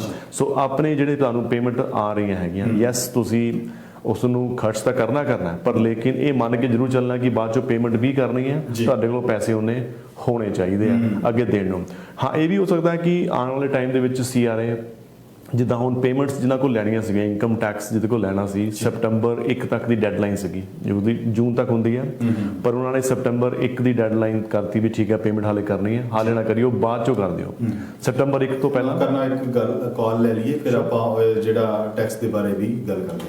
ਜੀ ਸਤਿ ਸ਼੍ਰੀ ਅਕਾਲ ਜੀ, ਸਵਾਗਤ ਹੈ ਜੀ ਤੁਹਾਡਾ ਪ੍ਰੋਗਰਾਮ ਦੇ ਵਿੱਚ। ਹਾਂਜੀ ਸਤਿ ਸ਼੍ਰੀ ਅਕਾਲ ਜੀ। ਸਤਿ ਸ਼੍ਰੀ ਅਕਾਲ ਜੀ। ਇਹਨਾਂ ਨੇ ਬੇਟੇ ਨੇ ਇਹ ਦੱਸਿਆ ਕਿ ਕਹਿੰਦੇ ਕਿ ਤੁਸੀਂ ਤਨਖਾਹ ਨਹੀਂ ਕਰ ਸਕਦੇ, ਆਪਣਾ ਪੇਰੋਲ ਨਹੀਂ ਕਰ ਸਕਦੇ, ਡਿਵੀਡੈਂਡ ਸਮ ਵਰਡ ਯੂਜ਼ ਕੀਤਾ ਉਹਨਾਂ ਨੇ ਜੀ। Dividend, dividend what is that? ਠੀਕ ਹੈ, ਉਹਦੇ ਬਾਰੇ ਵੀ ਤੁਹਾਨੂੰ ਦੱਸ ਦਿੰਦੇ ਆ। ਤੇ ਜੀ ਹੋਰ ਕੁਝ ਸਵਾਲ? ਦੂਸਰਾ ਇਹ ਹੈ ਕਿ ਅਸੀਂ ਆਪਣੇ ਨੂੰ ਪਹਿਲਾਂ ਪੇਰੋਲ ਤੇ ਪਾਇਆ ਸੀ, ਵਿੱਚ ਥੋੜਾ ਸਲੋ ਹੋ ਗਿਆ ਸੀ, ਅਸੀਂ ਆਪਣੇ ਨੂੰ ਸਟਾਪ ਕਰਤਾ ਤੇ ਹੁਣ ਅਸੀਂ ਇੱਕ ਜਣਾ ਹੀ ਪੇਰੋਲ ਕਰ ਰਹੇ, ਸਾਡਾ ਹੋਟਲ ਹੈ ਜੀ, ਤੇ 4 ਸਾਲ ਹੋ ਗਏ ਸਾਨੂੰ ਚਲਾਉਂਦੇ ਆ। ਤੇ ਇਹਨਾਂ ਦੋਨਾਂ ਦਾ ਹੀ ਦੱਸੋ ਵੀ ਕੀ ਅਸੀਂ ਨਾਲ ਲਈਏ ਜਿਹੜਾ ਪੇਰੋਲ ਦੇ ਨਾਲ ਮੈਨੂੰ ਪਾਇਆ ਕਿ ਜਿਹੜਾ dividend what is that? I just want. ਠੀਕ ਹੈ, ਤੁਸੀਂ ਆਫ ਦੀ ਈਅਰ ਸੁਣ ਲਓ, ਤੁਹਾਡਾ ਸਵਾਲ ਦੋਨੇ ਪਹੁੰਚ ਗਏ। ਇੱਕ ਤਾਂ ਤੁਸੀਂ ਜਾਣਨਾ ਚਾਹੁੰਦੇ ਹੋ ਕਿ ਡਿਵੀਡੈਂਡ ਹੁੰਦਾ ਕੀ ਹੈ, ਔਰ ਦੂਜਾ ਸਵਾਲ ਤੁਹਾਡਾ ਇਹ ਹੈ ਕਿ ਤੁਸੀਂ 4 ਸਾਲ ਤੋਂ ਇੱਕ ਬਿਜ਼ਨਸ ਜਿਹੜਾ ਰਨ ਕਰ ਰਹੇ ਜਿਹਦੇ ਵਿੱਚੋਂ ਹੁਣ ਤੁਸੀਂ ਇੱਕ ਜਣਾ ਤੁਹਾਡੇ ਮਤਲਬ ਪਾਰਟਨਰ ਦੇ ਵਿੱਚੋਂ ਤੇ ਸਾਨੂੰ ਸਿਰਫ ਇੱਕੋ ਵਾਰੀ 12 ਵਾਰ ਕੋ ਮਿਲਿਆ ਹੈਗਾ ਦੋਨਾਂ ਨੂੰ, only one time since Covid ਸ਼ੁਰੂ ਹੋਈ ਹੈ। That's my question. ਠੀਕ ਹੈ, ਠੀਕ ਹੈ ਜੀ, ਬਹੁਤ ਬਹੁਤ ਸ਼ੁਕਰੀਆ ਬਾਤ ਕਰਨ ਦੇ ਲਈ। ਤੁਸੀਂ ਆਫਿਸ ਜੀ ਜੀ। ਸੋ ਇੱਕ ਤਾਂ ਸਵਾਲ ਉਹਨਾਂ ਦਾ ਇਹ ਹੈ ਕਿ ਆਪਾਂ ਪਹਿਲਾਂ ਜੋ ਇੱਕ ਕਾਲ ਹੋਰ ਆ ਰਹੀ ਹੈ ਆਪਾਂ ਉਹਨੂੰ ਵੀ ਲੈ ਲੈਂਦੇ ਹਾਂ। ਜੀ ਸਤਿ ਸ਼੍ਰੀ ਅਕਾਲ ਜੀ, ਸਵਾਗਤ ਹੈ ਜੀ ਤੁਹਾਡਾ ਪ੍ਰੋਗਰਾਮ ਦੇ ਵਿੱਚ। ਸਤਿ ਸ਼੍ਰੀ ਅਕਾਲ ਜੀ, ਪ੍ਰੋਗਰਾਮ 'ਚ ਸਵਾਗਤ ਹੈ ਜੀ ਤੁਹਾਡਾ। ਸਵਾਲ ਕੋਈ ਰੱਖੋ ਜਿਹੜਾ ਵੀ ਤੁਸੀਂ ਕੋਈ ਕਰਨਾ ਚਾਹੁੰਦੇ ਆ, CERB ਨਾਲ ਸੰਬੰਧਿਤ ਕੋਈ ਸਵਾਲ ਹੈ ਤਾਂ ਦੱਸੋ। ਹਾਂਜੀ, ਮੈਂ ਇਹ ਇਨਫੋਰਮੇਸ਼ਨ ਲੈਣਾ ਚਾਹੁੰਦਾ ਸੀਗਾ ਵੀ ਸਾਡੇ ਨਾ ਅਕਾਊਂਟੈਂਟ ਨੇ ਜਿਹੜਾ ਆਪਣੇ ਐਮਰਜੈਂਸੀ ਬੈਨੀਫਿਟ ਦੇ ਮੇਰੇ ਵੇਲੇ ਦਾ ਦਾਅਵੇ ਕਰ ਦਿਓ, ਪਾਸ ਕਿਵੇਂ ਕਰਾਂਗੇ? ਕਿ ਤੁਸੀਂ ਦੁਬਾਰਾ ਰਿਪੀਟ ਕਰੋਗੇ, ਕੀ ਕਿਹਾ ਤੁਸੀਂ? ਸਾਡੇ ਅਕਾਊਂਟੈਂਟ ਨੇ ਨਾ ਮੇਰੀ ਵਾਈਫ ਦੇ ਜਿਹੜੇ ਬੱਚਿਆਂ ਦੇ ਬੈਨੀਫਿਟ ਆ, ਹਾਂਜੀ, ਗਲਤ ਅਪਲਾਈ ਕਰਤੇ, ਕੱਲ ਜਿਹੜੇ ਮੈਟਰਨਿਟੀ ਅਪਲਾਈ ਕੀਤੀ, अच्छा। पर उन्होंने रॉन्ग अप्लाई कर दिया बाय मिस्टेक, चेक आ गया 2000 ਦਾ। अच्छा, ਉਹ ਹੀ ਕੈਸ਼ ਵਾਲਾ ਸੀ, ਉਹਨੂੰ ਉਹਦੇ ਵਾਪਸ ਕਰ ਲਓ, ਕਿਵੇਂ ਕਰ ਸਕਦੇ? ਬਿਲਕੁਲ ਠੀਕ ਹੈ। ਤੁਹਾਡਾ ਸਵਾਲ ਇਹ ਹੈ ਕਿ ਤੁਹਾਡੇ ਕਿਸੇ ਗਲਤੀ ਦੇ ਨਾਲ ਤੁਹਾਨੂੰ 2000 ਦਾ ਜਿਹੜਾ ਚੈੱਕ ਆ ਗਿਆ, ਤੁਸੀਂ ਉਹ ਵਾਪਸ ਕਰਨਾ ਚਾਹੁੰਦੇ ਆ CRA ਨੂੰ। ਹਾਂਜੀ ਹਾਂਜੀ ਜੀ ਜੀ, ਤੁਹਾਡਾ ਸਵਾਲ ਪਹੁੰਚ ਗਿਆ। ਤੁਸੀਂ ਆਫਰ ਸੁਣ ਲਓ ਔਰ ਸ਼ੁਕਰੀਆ ਤੁਹਾਡਾ ਕਾਲ ਕਰਨ ਦੇ ਲਈ। ਥੈਂਕ ਯੂ ਜੀ, ਦੋ ਸਵਾਲ ਜਿਹੜੇ ਆ ਬੜੇ ਅਹਿਮ ਆ ਉਹਨਾਂ ਦਾ। ਇੱਕ ਤਾਂ ਡਿਵੀਡੈਂਡ ਹੁੰਦਾ ਕੀ ਹੈ, ਦੂਜਾ ਉਹਨਾਂ ਦਾ ਸਵਾਲ ਇਹ ਸੀ ਕਿ ਉਹ ਇੱਕ ਬਿਜ਼ਨਸ ਰਨ ਕਰ ਰਹੇ ਆ, ਉਹਦੇ ਨਾਲ ਉਹ ਤੁਸੀਂ ਸਾਰਾ ਸੁਣਿਆ ਹੀ ਹੈ। ਤਾਂ ਫਿਰ ਇੱਕ ਹੋਰ ਜਿਹੜਾ ਕਾਲਰ ਨੇ ਨਾਲ ਦੀ ਨਾਲ ਜਿਹੜਾ ਅਕਾਊਂਟੈਂਟ ਦੀ ਕਿਸੇ ਗਲਤੀ ਕਰਕੇ ਜਿਹੜਾ ਉਹਨਾਂ ਨੂੰ 2000 ਕਈ ਵਾਰ ਹੋ ਜਾਂਦੀ ਗਲਤੀ। ਸੋ ਪਹਿਲਾਂ ਟੈਕਸ ਵਾਲਾ ਮੁੱਦਾ ਫਿਨਿਸ਼ ਕਰ ਲਈਏ ਕਿ ਜਿਹਦੇ ਵੀ ਆਪਾਂ ਨੂੰ ਬੈਨੀਫਿਟਸ ਚਾਹੇ ਉਹ ਸਰਵ ਦੇ ਰੂਪ ਦੇ ਵਿੱਚ ਆਏ ਆ, ਉਹ ਤੁਹਾਨੂੰ ਪੂਰੇ ਟੈਕਸੇਬਲ ਹੈ। ਸੋ ਤੁਸੀਂ ਉਹਨਾਂ ਦਾ ਟੈਕਸ ਦੇਣਾ ਹੈਗਾ ਔਰ ਪੇਮੈਂਟ ਤੁਸੀਂ ਟਾਈਮਲੀ ਮੈਨਰ ਨਾਲ ਕਰਨੀ ਹੈ। ਠੀਕ ਹੈ। ਸੋ ਹੁਣ ਆਨੇ ਵਾਪਸ ਉਹਨਾਂ ਨੇ ਪੁੱਛਿਆ ਡਿਵੀਡੈਂਡ ਕੀ ਹੁੰਦਾ। ਡਿਵੀਡੈਂਡ ਇੱਕ ਤਰ੍ਹਾਂ ਦੀ ਪ੍ਰੋਫਿਟੇਬਿਲਿਟੀ ਹੈ ਜਿਹਨੂੰ ਤੁਸੀਂ ਆਪਣੇ ਬਿਜ਼ਨਸ ਦੇ ਵਿੱਚੋਂ ਹੌਲੀ ਹੌਲੀ ਕਰਕੇ ਕਢਵਾਉਂਦੇ ਹੋ। ਬਹੁਤ ਸਾਰੇ ਅਕਾਊਂਟੈਂਟ, ਮੈਂ ਪਹਿਲਾਂ ਵੀ ਕਿਹਾ ਸੀ ਤੁਹਾਨੂੰ ਇਨਕਰੇਜ ਕਰਦੇ, ਜੇ ਫੈਮਿਲੀ ਬਿਜ਼ਨਸ ਹੋਵੇ ਤਾਂ ਉਹ ਇਨਕਰੇਜ ਕਰਦੇ ਆ ਕਿ ਸੈਲਰੀ ਨਾ ਲਓ, ਸੈਲਰੀ ਨਾ ਲੈਣ ਦੀ ਬਜਾਏ ਤੁਸੀਂ ਡਿਵੀਡੈਂਡ ਕਢਾ ਸਕਦੇ ਹੋ। ਐਨੂਅਲੀ ਡਿਵੀਡੈਂਡ ਕਢਵਾ ਲਓ, ਸੈਮੀ ਐਨੂਅਲੀ ਕਢਵਾ ਸਕਦੇ ਹੋ ਡਿਵੀਡੈਂਡ। ਪਰ ਡਿਵੀਡੈਂਡ ਤੇ ਟੈਕਸ ਜਿਹੜਾ ਹੈ ਜੀ ਉਹ ਥੋੜਾ ਜਿਹਾ ਘੱਟ ਲੱਗਦਾ ਸੈਲਰੀ ਨਾਲੋਂ। ਇਸ ਕਰਕੇ ਕਈ ਵਾਰ ਬਿਜ਼ਨਸ ਦਾ ਸਟਰਕਚਰ ਦੇਖਦੇ ਹੋਏ ਡਿਵੀਡੈਂਡ ਨੂੰ ਪ੍ਰੈਫਰੈਂਸ ਦਿੱਤੀ ਜਾਂਦੀ ਹੈ। ਜਾਂ ਕਈ ਵਾਰੀ ਬਿਜ਼ਨਸ ਦੇ ਵਿੱਚ ਜੇ ਰੈਵਨਿਊ ਬਹੁਤ ਜ਼ਿਆਦਾ ਹੋਵੇ ਤਾਂ ਟੈਕਸ ਬਚਾਉਣ ਦੇ ਲਈ ਤੁਸੀਂ ਆਪਣੀ ਇੱਕ ਲੰਮਸਮ ਸੈਲਰੀ ਤਾਂ ਕਢਵਾਉਂਦੇ ਹੋ, ਲੇਕਿਨ ਉਸ ਤੋਂ ਬਾਅਦ ਜਿਹੜਾ ਉੱਪਰਲਾ ਪੈਸਾ ਕਢਵਾਇਆ ਹੁੰਦਾ ਉਹ ਤੁਹਾਡਾ ਅਕਾਊਂਟੈਂਟ CRA ਨੂੰ ਐਜ਼ ਅ ਡਿਵੀਡੈਂਡ ਪੇਮੈਂਟ ਦਿਖਾ ਦਿੰਦਾ ਤਾਂ ਕਿ ਉੱਤੇ ਕੋਈ ਘੱਟ ਤੁਹਾਨੂੰ ਟੈਕਸ ਲੱਗੇ। ਜਿਹੜੀ ਉਹਨਾਂ ਨੇ ਕਿਹਾ ਕਿ ਉਹਨੂੰ ਮੋਟਰ 4 ਸਾਲ ਤੋਂ ਚਲਾ ਰਹੇ ਆ, ਇੱਕ ਬੰਦਾ ਪੇਰੋਲ ਤੇ ਚੱਲ ਰਿਹਾ ਤੇ ਦੂਜਾ ਬੰਦਾ ਪੇਰੋਲ ਤੇ ਨਹੀਂ ਜਾ ਰਿਹਾ, ਤਾਂ ਦੂਜਾ ਬੰਦਾ ਅਗਰ ਬਿਜ਼ਨਸ ਉਹਨਾਂ ਦਾ ਇੰਪੈਕਟਡ ਹੈ, ਵਾਕਈ ਪੇਰੋਲ ਦਾ ਬਰਡਨ ਨਹੀਂ ਚੱਕ ਸਕਦਾ, ਤਾਂ ਕੈਨੇਡਾ ਐਮਰਜੈਂਸੀ ਰਿਸਪੌਂਸ ਬੈਨੀਫਿਟ ਦੇ ਅੰਦਰ ਮੇਰੇ ਖਿਆਲ ਨਾਲ ਉਹ ਅਪਲਾਈ ਕਰ ਸਕਦੇ ਆ। ਤੇ ਜਿੰਨਾ ਵੀ ਉਹਨਾਂ ਦੀ ਕੋਈ ਪੇਮੈਂਟ ਪਿੱਛੇ ਮਿਸ ਹੋਈ ਹੈਗੀ ਆ ਉਹ ਵੀ ਅਪਲਾਈ ਕਰ ਸਕਦੇ ਆ। ਇੱਕ ਉਹਨਾਂ ਨੇ ਮੈਨੂੰ ਸੁਣਿਆ ਕਿ $1200 ਉਹਨਾਂ ਨੂੰ ਆਇਆ, ਕੋਈ $1200 ਦਾ ਸਰਬ ਨਾਲ ਕੋਈ ਲੈਣਾ ਦੇਣਾ ਨਹੀਂ ਆ। ਥੋੜਾ ਜਿਹਾ ਮੈਨੂੰ ਵੀ ਇਸ ਚੀਜ਼ ਦਾ ਅਚੰਭਾ ਲੱਗਿਆ ਸੀ ਕਿ $1200 ਨਾਲ ਦੀ ਕੋਈ ਕਿਸ਼ਤ ਇਸ ਤਰ੍ਹਾਂ ਦੀ ਕੋਈ ਲਾਂਚ ਨਹੀਂ ਹੋਈ। ਸ਼ਾਇਦ ਕੋਈ HST ਰਿਟਰਨ ਹੋਏਗਾ ਜਿਹੜਾ ਕਿ ਉਹਨਾਂ ਨੂੰ ਕੋਈ ਵਾਪਸ ਆਇਆ ਹੋਏਗਾ, ਪਰ ਲੇਕਿਨ ਜਿਹੜਾ ਸਰਬ ਹੈ ਉਹ ਤੁਸੀਂ ਮੇਰੇ ਖਿਆਲ ਨਾਲ ਕੁਆਲੀਫਾਈ ਕਰਦੇ ਆ। ਪਰ ਲੇਕਿਨ ਅਗੇਨ ਜਿਹੜੀ ਕੈਨੇਡੀਅਨ ਬੇਸ ਸਬਸਿਡੀ ਹੈ, ਜਿਹੜੀ ਬਿਜ਼ਨਸ ਸਬਸਿਡੀ ਬਾਰੇ ਆਪਾਂ ਅੱਗੇ ਗੱਲ ਕਰਾਂਗੇ ਜਾ ਕੇ, ਮੋਟਲ ਹੈ ਉਹਨਾਂ ਦਾ, ਤਾਂ ਸ਼ਾਇਦ ਉਹਨਾਂ ਦਾ ਮੋਟਲ ਜਿਹੜਾ ਹੈ ਉਹ ਕੈਨੇਡੀਅਨ ਬੇਸ ਸਬਸਿਡੀ ਲਈ ਡੈਫੀਨਿਟਲੀ ਕੁਆਲੀਫਾਈ ਕਰੇਗਾ, ਜਿੱਥੇ ਉਹਨਾਂ ਦੇ ਜਿੰਨੇ ਵੀ EMPLOYE ਹੋਣਗੇ ਉਸ EMPLOYE ਨੂੰ ਉਹ 75% ਰਿਬੇਟ ਕੈਨੇਡਾ ਗਵਰਨਮੈਂਟ ਦੇਗੀ ਉਹਨਾਂ ਨੂੰ। ਸੋ ਡਿਵੀਡੈਂਡ ਦਾ ਸਿੱਧੇ ਜੇ ਮੋਟੇ ਜਿਹੇ ਸ਼ਬਦਾਂ ਦੇ ਵਿੱਚ ਇਹ ਹੈ ਕਿ ਵੀ ਬਜਾਏ ਇਹਦੇ ਕਿ ਤੁਸੀਂ ਆਪਣੇ ਬਿਜ਼ਨਸ ਦੇ ਜਿਹੜੇ ਅਕਾਊਂਟ ਦੇ ਵਿੱਚੋਂ ਜਿਹੜਾ 40,000 ਦੇ ਤੁਹਾਨੂੰ ਮਿਲਿਆ ਲੋਨ ਜਾਂ ਜੋ ਵੀ ਤੁਸੀਂ ਲੈਂਦੇ ਸੀ, ਬਜਾਏ ਇਹਦੇ ਕਿ ਤੁਸੀਂ ਆਪਣੀ ਸੈਲਰੀ ਕਢਵਾਓ, ਸੈਲਰੀ ਦੀ ਬਜਾਏ ਤੁਸੀਂ ਡਿਵੀਡੈਂਡ ਕਢਵਾਉਣਾ ਚਾਹੀਦਾ। ਦੇਖੋ 40,000 ਨਾਲ ਤਾਂ ਤੁਸੀਂ ਆਪਣੇ ਆਪ ਨੂੰ ਪੇਮੈਂਟ ਕਰ ਹੀ ਨਹੀਂ ਸਕਦੇ, ਕਿਉਂਕਿ 40,000 ਦਾ ਮੁੱਦਾ ਕਦੀ ਵੀ ਪੰਕਜ ਜੀ ਡਿਵੀਡੈਂਡ ਜੇ ਆਪਾਂ ਮੰਨ ਲਓ ਕਿ ਵੀ ਉਹ ਸੈਲਰੀ ਨਹੀਂ ਕਢਵਾ ਰਹੇ 40,000 ਦੇ ਵਿੱਚੋਂ, ਕੀ ਉਹ ਡਿਵੀਡੈਂਡ ਤਾਂ ਕਢਵਾਉਂਦੇ ਨਹੀਂ ਕਢਵਾ ਸਕਦੇ? ਇਹ $40,000 ਤੁਹਾਨੂੰ ਤੁਹਾਡੀ ਇਨਕਮ ਦੇ ਲਈ ਨਹੀਂ ਮਿਲਿਆ, ਤੁਹਾਨੂੰ ਆਪਣੇ ਆਪ ਨੂੰ ਸਪੋਰਟ ਕਰਨ ਲਈ ਨਹੀਂ ਮਿਲਿਆ। ਠੀਕ ਹੈ। ਇਹ $40,000 ਤੁਹਾਨੂੰ ਬਿਜ਼ਨਸ ਨੂੰ ਸਪੋਰਟ ਕਰਨ ਲਈ ਮਿਲਿਆ। ਠੀਕ ਹੈ। ਸੋ ਮੈਂ ਕਲੀਅਰ ਕਰ ਦਵਾਂ, ਜਿਨ੍ਹਾਂ ਵੀ ਦਰਸ਼ਕ ਨੇ ਕਾਲ ਕੀਤੀ ਸੀ ਉਹਨਾਂ ਨੂੰ ਮੈਂ ਕਲੀਅਰ ਕਰਨਾ ਚਾਹੁੰਦਾ ਕਿ 40,000 ਦਾ ਜਿਹੜਾ ਤੁਹਾਨੂੰ ਲੋਨ ਮਿਲਿਆ, ਨਾ ਤਾਂ ਤੁਸੀਂ ਉਹਦੇ ਵਿੱਚੋਂ ਆਪਣਾ ਡਿਵੀਡੈਂਡ ਕੱਢ ਸਕਦੇ ਆ ਜਿਹਦੇ ਵਿੱਚ ਟੈਕਸ ਘੱਟ ਲੱਗਦਾ, ਨਾ ਹੀ ਤੁਸੀਂ ਉਹਦੇ ਵਿੱਚੋਂ ਆਪਣਾ ਪੇਰੋਲ ਕੱਢ ਸਕਦੇ ਆ। ਕਾਲ ਲੈ ਲਈਏ ਫਿਰ ਆਪਾਂ ਚਰਚਾ ਕਰਦੇ ਹਾਂ। ਜੀ ਸਤਿ ਸ਼੍ਰੀ ਅਕਾਲ ਜੀ, ਸਵਾਗਤ ਹੈ ਜੀ ਤੁਹਾਡਾ ਪ੍ਰੋਗਰਾਮ ਦੇ ਵਿੱਚ। ਹਾਂਜੀ, ਮੈਂ ਸੇਮ ਲੇਡੀ ਬੋਲ ਰਹੀ ਹਾਂ। ਤੁਹਾਨੂੰ ਦੱਸਣਾ ਮੈਨੂੰ ਇਹ ਭੁੱਲ ਗਈ ਕਿ ਅਸੀਂ ਮੈਂ USA ਤੋਂ ਬੋਲ ਰਹੀ ਸੀ। ਅੱਛਾ। ਕੈਨੇਡਾ ਨਹੀਂ, ਸਾਡਾ ਬਿਜ਼ਨਸ ਜਿਹੜਾ US ਦੇ ਵਿੱਚ। ਅੱਛਾ।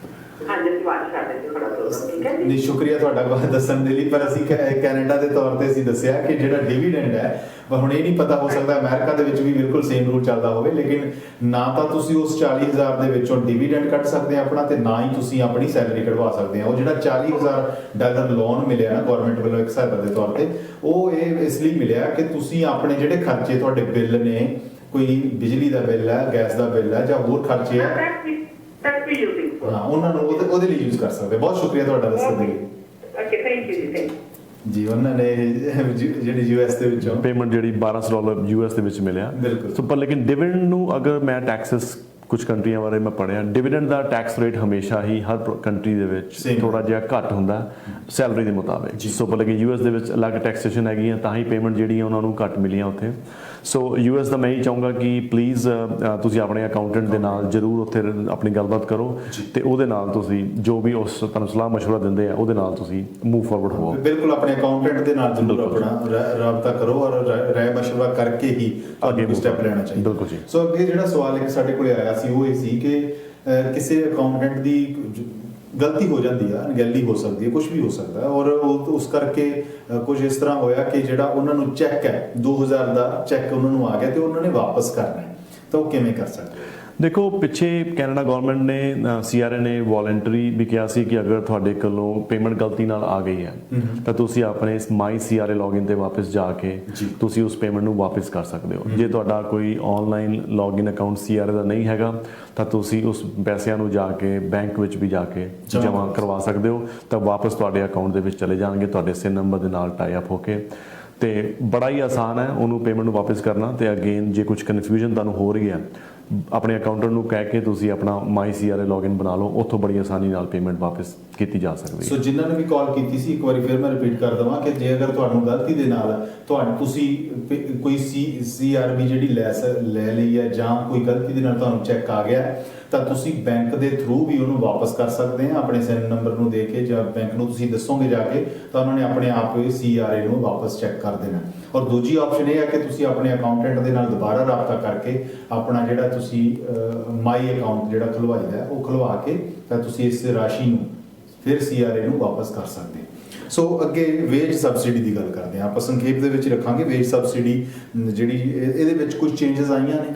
ਬਿਲਕੁਲ ਦੇਖੋ ਵੇਜ ਸਬਸਿਡੀ ਪਹਿਲਾਂ ਜਿਹੜੀ ਸੀਗੀ ਅਗਸਤ ਤੱਕ ਸੀਗੀ, ਸਤੰਬਰ ਤੱਕ, ਤੇ ਕੈਨੇਡਾ ਗਵਰਨਮੈਂਟ ਨੇ ਸਭ ਤੋਂ ਅੱਛੀ ਗੱਲ ਹੈ ਕਿ ਇਸ ਵੇਜ ਸਬਸਿਡੀ ਨੂੰ 19 ਦਸੰਬਰ ਤੱਕ ਐਕਸਟੈਂਡ ਕਰ ਦਿੱਤਾ। ਮਤਲਬ 19 ਦਸੰਬਰ ਤੱਕ ਵੇਜ ਸਬਸਿਡੀ ਮਿਲੇਗੀ। ਔਰ ਵੇਜ ਸਬਸਿਡੀ ਇੱਕ ਐਸਾ ਪ੍ਰੋਗਰਾਮ ਜਿਹਨੂੰ ਮੈਂ ਬਹੁਤ ਲਾਈਕ ਕੀਤਾ, ਸਭ ਨਾਲੋਂ ਜ਼ਿਆਦਾ ਮੈਂ ਅਗਰ ਫੈਨ ਰਿਹਾ ਤਾਂ ਕੈਨੇਡੀਅਨ ਵੇਜ ਸਬਸਿਡੀ ਦਾ ਰਿਹਾ, ਕਿਉਂਕਿ ਇਸ ਨੇ ਇਨਕਰੇਜ ਕੀਤਾ ਸਾਰੇ ਬਿਜ਼ਨਸਮੈਨ ਨੂੰ, ਸਾਰੇ EMPLOYERS ਨੂੰ ਕਿ ਆਪਣੀ ਜਿਹੜੀ ਹਾਇਰਿੰਗ ਹੈ, ਜਿਹੜੇ ਤੁਸੀਂ ਬੰਦੇ ਕੰਮ ਤੋਂ ਜਾਣ ਦੇ ਦਿੱਤੇ ਸੀਗੇ, ਦੁਬਾਰਾ ਕੰਮ ਤੇ ਵਾਪਸ ਬੁਲਾਓ ਤੇ ਉਹਨਾਂ ਨੂੰ ਜੌਬ ਦੁਬਾਰਾ ਪੋਜੀਸ਼ਨ ਤੇ ਦਿਓ ਤੇ ਜਿੰਨੇ ਤੁਸੀਂ ਉਹਨਾਂ ਨੂੰ ਪੈਸੇ ਦਿੰਦੇ ਸੀਗੇ ਉਨੇ ਪੈਸੇ ਦੁਬਾਰਾ ਦੇਣੇ ਸ਼ੁਰੂ ਕਰੋ। ਉਸ ਪੈਸਿਆਂ ਦਾ ਪੇਰੋਲ ਦਾ ਸਾਡੇ ਤੋਂ ਤੁਸੀਂ 75% ਵਾਪਸ क्लेम करो। यैसे तो लिमिटेशन सी कोई $45,000 के आसपास, पर लेकिन काफ़ी कुछ उन्होंने इनकरेज किया बिजनेस नू कि अपने एम्पलॉय नू वापस काम पे बुलाओ। तो कैनेडियन वेज सब्सिडी जी है 19 दसंबर तक एक्सटेंड हो जाएगी मोस्ट लाइकली। तो ये होर क्राइटेरिया सिंपल किया जा रहा। जी वेज सब्सिडी सी उन्होंने बिजनेस नू मिलनी सी। एक मिनट कॉल ले ली, फिर आप माफ़ करना थोड़ी गल उसे तो ही शुरू करांगे जी। सत श्री अकाल जी, प्रोग्राम च तुहाडा स्वागत है जी। जी सत श्री अकाल। हाँ जी, क्वेश्चन करा जी बिल्कुल तुसी करो अपना सवाल, मैं लिख रहा जी। अच्छा, मेरा क्वेश्चन सीगा भी ये मान लो किसी ने 40,000 का लोन लिया, उसने बिजनेस ऐसा बिजनेस का काम कर चलिया जी, इन्होंने बिजनेस खोल नहीं देता, ठीक है, कोई बिजनेस घर चो चलाਉਂਦਾ जी, हाँ जी, ਤੇ ਖਰਚੇ तो हो ही जाते हैं, ठीक है, घर का टैक्स भी जाना,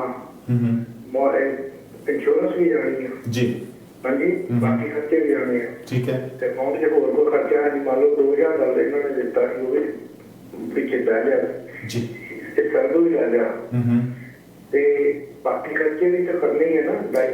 तो हाँ जी, मैं हुण मेरा ਉਹ ਨੈਟ ਦੀ 40,000 ਤੇ ਖਰਚਾ ਕਰਨਾ। हाँ जी बिल्कुल ਤੁਹਾਡਾ ਸਵਾਲ ਮੈਨੂੰ ਮਿਲ ਗਿਆ, ਸਵਾਲ ਤੁਹਾਡਾ ਪਹੁੰਚ ਗਿਆ, ਪਰ ਮੈਨੂੰ ਤੁਸੀਂ ਆਪਣਾ ਇੱਕ ਹੋਰ ਜਵਾਬ ਦਿਓ ਕਿ ਜਿਹੜਾ ਤੁਸੀਂ ਬਿਜ਼ਨਸ ਰਨ ਕਰਦੇ ਆ ਉਹ ਆਪਣੇ ਘਰੋਂ ਰਨ ਕਰਦੇ ਆ? ਅੱਛਾ, ਦੂਜੀ ਗੱਲ ਇਹ ਹੈ ਕਿ ਵੀ ਜਦੋਂ ਤੁਸੀਂ ਬਿਜ਼ਨਸ ਓਪਨ ਕੀਤਾ ਤਾਂ ਤੁਸੀਂ ਇਹ ਉੱਥੇ ਮੈਂਸ਼ਨ ਕੀਤਾ ਸੀ ਕਿ ਅਸੀਂ ਇਹ ਬਿਜ਼ਨਸ ਆਪਣੇ ਘਰੋਂ ਰਨ ਕਰਾਂਗੇ? ਹਾਂ ਜੀ, ਠੀਕ ਹੈ, ਤੁਸੀਂ ਆਫ ਦੀ ਏਅਰ ਸੁਣ ਲਓ, ਤੁਹਾਡੇ ਸਵਾਲ ਪਹੁੰਚ ਚੁੱਕੇ ਆ, ਬੜਾ ਤੁਹਾਨੂੰ ਤਸੱਲੀ ਦੇ ਨਾਲ ਇਸ ਦਾ ਜਿਹੜਾ ਜਵਾਬ ਮਿਲੇਗਾ ਆਫ ਦੀ ਏਅਰ ਤੁਸੀਂ ਸੁਣ ਲਓ। ਔਰ ਪ੍ਰੋਗਰਾਮ 'ਚ ਕਾਲ ਕਰਨ ਦੇ ਲਈ ਬਹੁਤ ਬਹੁਤ ਸ਼ੁਕਰੀਆ ਤੁਹਾਡਾ ਜੀ। ਉਹਨਾਂ ਦਾ ਸਵਾਲ ਹੈ ਜੋ ਇਸ ਤੋਂ ਪਹਿਲਾਂ ਕਿ ਆਪਾਂ ਉਸ 'ਤੇ ਗੱਲ ਕਰੀਏ, ਤੁਸੀਂ ਜੋ ਗੱਲ ਕਰ ਰਹੇ ਸੀ ਵੇਜ ਸਬਸਿਡੀ ਦੀ, ਜੋ ਕ੍ਰਾਈਟੇਰੀਆ ਦੱਸ ਰਹੇ ਸੀ ਉਹਨੂੰ ਪੂਰਾ ਕਰ। देखो वेज सब्सिडी उन्होंने दी उन्होंने सीगी जिन्हां दा 30% बिजनेस ड्रॉप होया कंपेयर टू लास्ट ईयर जी। जिथे तक हुण सुनन नूं आ रहा हाले तक बिल पास नहीं होया, उम्मीद है बिल पास हो जाएगा कि वो वेज सब्सिडी उस बिजनेस नूं भी देनी शुरू कर देंगे जिन्हां बिजनेस दा रेवेन्यू 20% ड्रॉप होया। सो खुशखबरी है बिजनेस दे लई, पर लेकिन 75% ना दे के शायद 65% देंगे जी। एक कॉल हो रही है, आप उन्हां दा भी सवाल लिख लीजिए जी। सत श्री अकाल जी, प्रोग्राम दे विच बहुत बहुत स्वागत है जी ਤੁਹਾਡਾ। हेलो सत श्री अकाल जी, मेरा क्वेश्चन सर ਥੋੜਾ ਜਿਹਾ ਆਪਣੀ ਆਵਾਜ਼ ਉੱਚੀ ਕਰੋ, ਆਪ ਆਪਣੀ ਆਵਾਜ਼ ਉੱਚੀ ਬੋਲੋ ਤਾਂ ਤੁਹਾਨੂੰ ਸਾਨੂੰ ਖੁੱਲ ਕੇ ਸੁਣੇਗਾ। ਓਕੇ, ਸਤਿ ਸ਼੍ਰੀ ਅਕਾਲ ਜੀ। ਮੇਰਾ ਕੁਐਸਚਨ ਸੀਗਾ ਸੀਆਰ ਦੀ ਨਾਲ ਹਾਂਜੀ, ਮੈਂ ਪਹਿਲਾਂ ਮੈਟਰਨਿਟੀ ਲੀਵ ਤੇ ਸੀਗੀ, ਮੈਨੂੰ ਮੈਟਰਨਿਟੀ ਲੀਵ ਆਈ ਸੀ ਐਂਡ ਆਫ ਨਵੰਬਰ ਤੱਕ, ਰਾਈਟ ਜੀ ਪਿਛਲੇ ਸਾਲ ਜੀ। ਫਿਰ ਮੈਂ ਕੰਮ ਤੇ ਕਹਿ ਕੇ ਜਿੱਦਾਂ ਲੀਵ ਆਫ ਐਬਸੈਂਸ ਲੈ ਲਈ ਸੀਗੀ 3 ਮਹੀਨਿਆਂ ਦੀ, ਠੀਕ ਹੈ ਮਾਰਚ ਜੀ। ਐਂਡ ਫਿਰ ਜਦੋਂ ਮੈਂ ਵਾਪਸ ਕੰਮ ਤੇ ਜਾਣਾ ਸੀਗਾ ਤੇ ਮੇਰੇ ਮਮ ਡੈਡ ਇੰਡੀਆ ਗਏ, ਬੱਚੇ ਵਾਪਸ ਨਹੀਂ ਆ ਸਕੇ ਬਿਕੋਜ਼ ਉਹ ਸਟਕ ਹੋ ਗਏ ਸੀ ਜੀ ਜੀ। ਮੇਰੇ ਕੋਲੇ ਸਟਾਮ ਸੀ ਜੀ, ਮੈਂ ਮੈਟਰਨਿਟੀ ਲੈ ਰਹੀ ਸੀ, ਉਹਦੀ ਪ੍ਰੋਬਲਮ ਹੋ ਰਹੀ ਸੀ ਉਹਨੂੰ ਸਾਂਭਣ ਦੀ ਜੀ ਤੇ ਕੰਮ ਤੇ ਵਾਪਸ ਜਾਣ ਨੂੰ ਪਾ ਰਹੀ ਜੀ। ਤੇ ਮੈਂ ਸਰ ਅਪਲਾਈ ਕੀਤੀ ਸੀਗੀ, ਮੈਂ ਜਦੋਂ ਉਹਨਾਂ ਨਾਲ ਗੱਲ ਕੀਤੀ ਉਹ ਕਹਿੰਦੇ ਵੀ ਤੁਸੀਂ ਕਰ ਸਕਦੇ ਹੋ, I just want to make sure ਵੀ ਮੈਂ ਐਲੀਜੀਬਲ ਸੀ। ਔਰ ਤੁਹਾਨੂੰ ਇਹ ਜਿਹੜੀ ਸਰਵ ਇਹ ਨਿਰੰਤਰ ਆ ਰਹੀ ਹੈ, ਹੁਣ ਵੀ ਤੁਸੀਂ ਲੈ ਰਹੇ ਹੋ? ਨਹੀਂ, ਮੈਂ ਜਿੱਦਾਂ 3 ਵਾਰੀ ਲਈ ਸੀਗੀ, ਫਿਰ ਮੈਂ ਅਪਲਾਈ ਨਹੀਂ ਕੀਤੀ। ਅੱਛਾ ਅੱਛਾ, ਮਤਲਬ ਕਈ ਵਾਰੀ ਬੰਦਾ ਡਰ ਵੀ ਜਾਂਦਾ ਨਾ ਕਿਤੇ ਵਾਪਸ ਨਾ ਦੇਣੇ ਪੈਣੇ, ਇਹੀ ਡਰ ਕਿਤੇ। ਹਾਂਜੀ, ਬਿਕਾਜ਼ ਉਹ ਤਾਂ ਮੈਂ ਉਹਨਾਂ ਨਾਲ ਗੱਲ ਕੀਤੀ ਸੀ, ਉਹ ਕਹਿੰਦੇ ਅਪਲਾਈ ਕਰ ਸਕਦੇ, ਬਟ ਕਿਤੇ ਨਾ ਕਿਤੇ ਮੈਨੂੰ ਡਰ ਸੀ, ਰਾਈਟ, ਬਿਕਾਜ਼ ਮੈਂ ਕੰਮ ਆਪਦੇ ਬੱਚੇ ਕਰਕੇ ਜੀ। ਸ਼ੁਕਰੀਆ ਤੁਹਾਡਾ, ਔਰ ਤੁਹਾਡਾ ਸਵਾਲ ਵੀ ਪਹੁੰਚ ਗਿਆ ਔਰ ਡਿਟੇਲ 'ਚ ਤੁਸੀਂ ਇਸ ਦਾ ਜਵਾਬ ਲੈ ਲਓ ਆਫ ਦੀ ਏਅਰ ਸੁਣ ਕੇ। If I'm eligible, I can apply after 3 months or no? ਅੱਛਾ, ਠੀਕ ਹੈ, ਇਹ ਵੀ ਤੁਹਾਡਾ ਹੁਣ ਇਹ ਤੁਹਾਨੂੰ ਕਲੀਅਰ ਕਰ ਦਿੰਦੇ ਹਾਂ। ਬਹੁਤ ਸ਼ੁਕਰੀਆ ਤੁਹਾਡਾ ਕਾਲ ਕਰਨ ਦੇ ਲਈ। Thank you so much. ਸੋ ਇਹ ਸਵਾਲ ਉਹਨਾਂ ਦਾ ਇਸ ਤੋਂ ਪਹਿਲਾਂ ਕਿ ਆਪਾਂ ਇਹਦਾ ਜਵਾਬ ਦਈਏ, ਜਿਹੜਾ ਨਵੰਬਰ ਦੇ ਵਿੱਚ ਉਹਨਾਂ ਨੇ ਮੈਟਰਨਿਟੀ ਉਹਨਾਂ ਦੀ ਖਤਮ ਹੋਈ, ਫਿਰ 3 ਮਹੀਨਿਆਂ ਦੀ ਉਹਨਾਂ ਨੇ ਐਬਸੈਂਸ ਲੈ ਲਈ ਵੀ ਮੈਂ ਨਹੀਂ ਆਵਾਂਗੀ ਕੰਮ ਤੇ ਬੱਚੇ ਨੂੰ ਸੰਭਾਲਣ ਖਾਤਰ, ਤੇ ਜਦੋਂ ਜਾਣਾ ਸੀ ਵਾਪਸ ਫਿਰ ਇਹ ਕਰੋਨਾ ਮਹਾਮਾਰੀ ਸ਼ੁਰੂ ਹੋ ਗਈ, ਜਿਹਦੇ ਕਰਕੇ ਉਹਨਾਂ ਦੇ ਪੇਰੈਂਟਸ ਪਿੱਛੇ ਇੰਡੀਆ ਸਟਕ ਰਹਿ ਗਏ, ਬੱਚੇ ਨੂੰ ਸੰਭਾਲਣ ਖਾਤਰ ਉਹ ਕੰਮ ਤੇ ਨਹੀਂ ਗਏ। ਕੀ ਉਹ CERB ਜਿਹੜੀ ਇਹ ਲੈਣ ਦੇ ਐਲੀਜੀਬਲ ਸੀ? ਚੰਗੀ ਗੱਲ ਹੈ ਜੀ ਕਿ ਯੈਸ ਉਹ ਲੈ ਸਕਦੇ ਆ। ਉਹਨਾਂ ਨੇ ਜਿਹੜੀ 3 ਪੇਮੈਂਟਾਂ ਲਈਆਂ ਬਿਲਕੁਲ ਸਹੀ ਲਈਆਂ ਔਰ ਰਿਮੇਨਿੰਗ 10 ਪੇਮੈਂਟਾਂ ਵੀ ਉਹ ਲੈ ਸਕਦੇ ਆ ਜੀ। ਉਹ ਤੁਹਾਡੇ ਲਈ ਖੁਸ਼ਖਬਰੀ ਆ। ਪੰਕਜ ਜੀ ਨੇ ਦੱਸਿਆ ਕਿ ਜੇ ਤੁਸੀਂ 3 ਪੇਮੈਂਟਾਂ ਲੈਣ ਤੋਂ ਬਾਅਦ 3 ਪੇਮੈਂਟਾਂ ਨਹੀਂ ਲਈਆਂ, ਮਿਸ ਕੀਤੀਆਂ, ਤਾਂ ਤੁਸੀਂ ਉਹ ਵੀ ਦੁਬਾਰਾ ਐਲੀਜੀਬਲ ਬੈਕ ਡੇਟ ਦੇ ਵਿੱਚ ਜਾ ਕੇ ਐਲੀਜੀਬਲ ਹੋ, ਤੁਸੀਂ ਅਪਲਾਈ ਕਰ ਸਕਦੇ ਹੋ ਔਰ ਤੁਹਾਡੇ ਲਈ ਇਹ ਖੁਸ਼ਖਬਰੀ ਆ। ਹਾਂਜੀ, ਕੋਈ ਕਾਰਨ ਉਹਦਾ ਇਹ ਹੈ ਕਿ ਉਹਨਾਂ ਨੇ ਪੇਮੈਂਟ ਉਹਨਾਂ ਨੂੰ ਵੀ ਦਿੱਤੀਆਂ ਜਿਨ੍ਹਾਂ ਦੇ ਸਕੂਲ ਬੰਦ ਹੋ ਗਏ ਸੀਗੇ, ਡੇ ਕੇਅਰ ਬੰਦ ਸੀਗੇ, ਬੱਚਾ ਜਿਨ੍ਹਾਂ ਦੇ ਕੋਲ ਤੁਸੀਂ ਛੱਡ ਕੇ ਨਹੀਂ ਜਾ ਸਕਦੇ ਕਿਉਂਕਿ ਹੁਣ ਡੇ ਕੇਅਰ ਬੰਦ ਸੀਗੇ ਸਾਰੇ। ਸੋ ਸ਼ੀ ਵਾਸ ਨਾਟ ਏਬਲ ਟੂ ਕਿ ਬੱਚਾ ਕਿਸੇ ਕੋਲੋਂ ਡੇ ਕੇਅਰ ਤੋਂ ਦੇ ਕੇ ਕੰਮ ਤੇ ਵਾਪਸ ਚਲੇ ਜਾਣ। ਸੋ ਉਹਨਾਂ ਨੇ ਜਿਹੜੀ ਪਹਿਲੀਆਂ 3 ਪੇਮੈਂਟਾਂ ਲਈਆਂ ਉਹ ਬਿਲਕੁਲ ਸਹੀ ਹੈ ਤੇ ਉਹ ਟੈਕਨੀਕਲੀ ਰਿਮੇਨਿੰਗ 3 ਪੇਮੈਂਟਾਂ ਲਈ ਵੀ ਕੁਆਲੀਫਾਈ ਕਰਦੇ ਆ। ਤੁਸੀਂ ਬੜੀ ਆਸਾਨੀ ਨਾਲ ਉਹ ਪੇਮੈਂਟਸ ਜਿਹੜੀਆਂ ਬੈਕ ਡੇਟ ਜਾ ਕੇ ਕੁਆਲੀਫਾਈ ਕਰ ਸਕਦੇ ਹੋ। ਜੀ ਪੰਕਜ ਜੀ, ਉਸ ਤੋਂ ਪਹਿਲਾਂ ਇੱਕ ਕਾਲਰ ਦਾ ਸਵਾਲ ਇਹ ਸੀ ਕਿ ਵੀ ਘਰੋਂ ਉਹਨਾਂ ਨੇ ਬਿਜ਼ਨਸ ਰਨ ਕਰਦੇ ਆ ਔਰ ਉਹਨਾਂ ਨੇ ਜਦੋਂ ਬਿਜ਼ਨਸ ਓਪਨ ਕੀਤਾ ਸੀ ਤਾਂ ਉਹਦੇ ਵਿੱਚ ਮੈਂਸ਼ਨ ਕੀਤਾ ਕਿ ਅਸੀਂ ਘਰੋਂ ਆਪਣਾ ਬਿਜ਼ਨਸ ਰਨ ਕਰਾਂਗੇ। ਹੁਣ ਸਵਾਲ ਉਹਨਾਂ ਦਾ ਇਹ ਸੀ ਕਿ ਵੀ ਉਹ ਜਿਹੜੀਆਂ ਘਰ ਦੀਆਂ ਪੇਮੈਂਟਸ ਹੈਗੀਆਂ ਜਾਂ ਘਰ ਦੇ ਖਰਚੇ ਆ, ਇਹ ਕਹਿ ਲਓ ਕਿ ਬਿਜ਼ਨਸ ਦੇ ਖਰਚੇ ਆ, ਕੀ ਉਹ 40,000 ਦੇ ਵਿੱਚੋਂ ਕਰ ਸਕਦੇ? ਬਿਲਕੁਲ ਕਰ ਸਕਦੇ ਆ, ਪਰ ਲੇਕਿਨ ਜਦ ਵੀ ਅਸੀਂ ਹੋਮ ਬੇਸਡ ਬਿਜ਼ਨਸ ਕਰਦੇ ਆ, ਅਸੀਂ ਘਰ ਦੇ ਪੂਰੇ ਖਰਚੇ ਆਪਣੇ ਬਿਜ਼ਨਸ ਦੇ ਖਰਚੇ ਚੋਂ ਨਹੀਂ ਕਰਦੇ।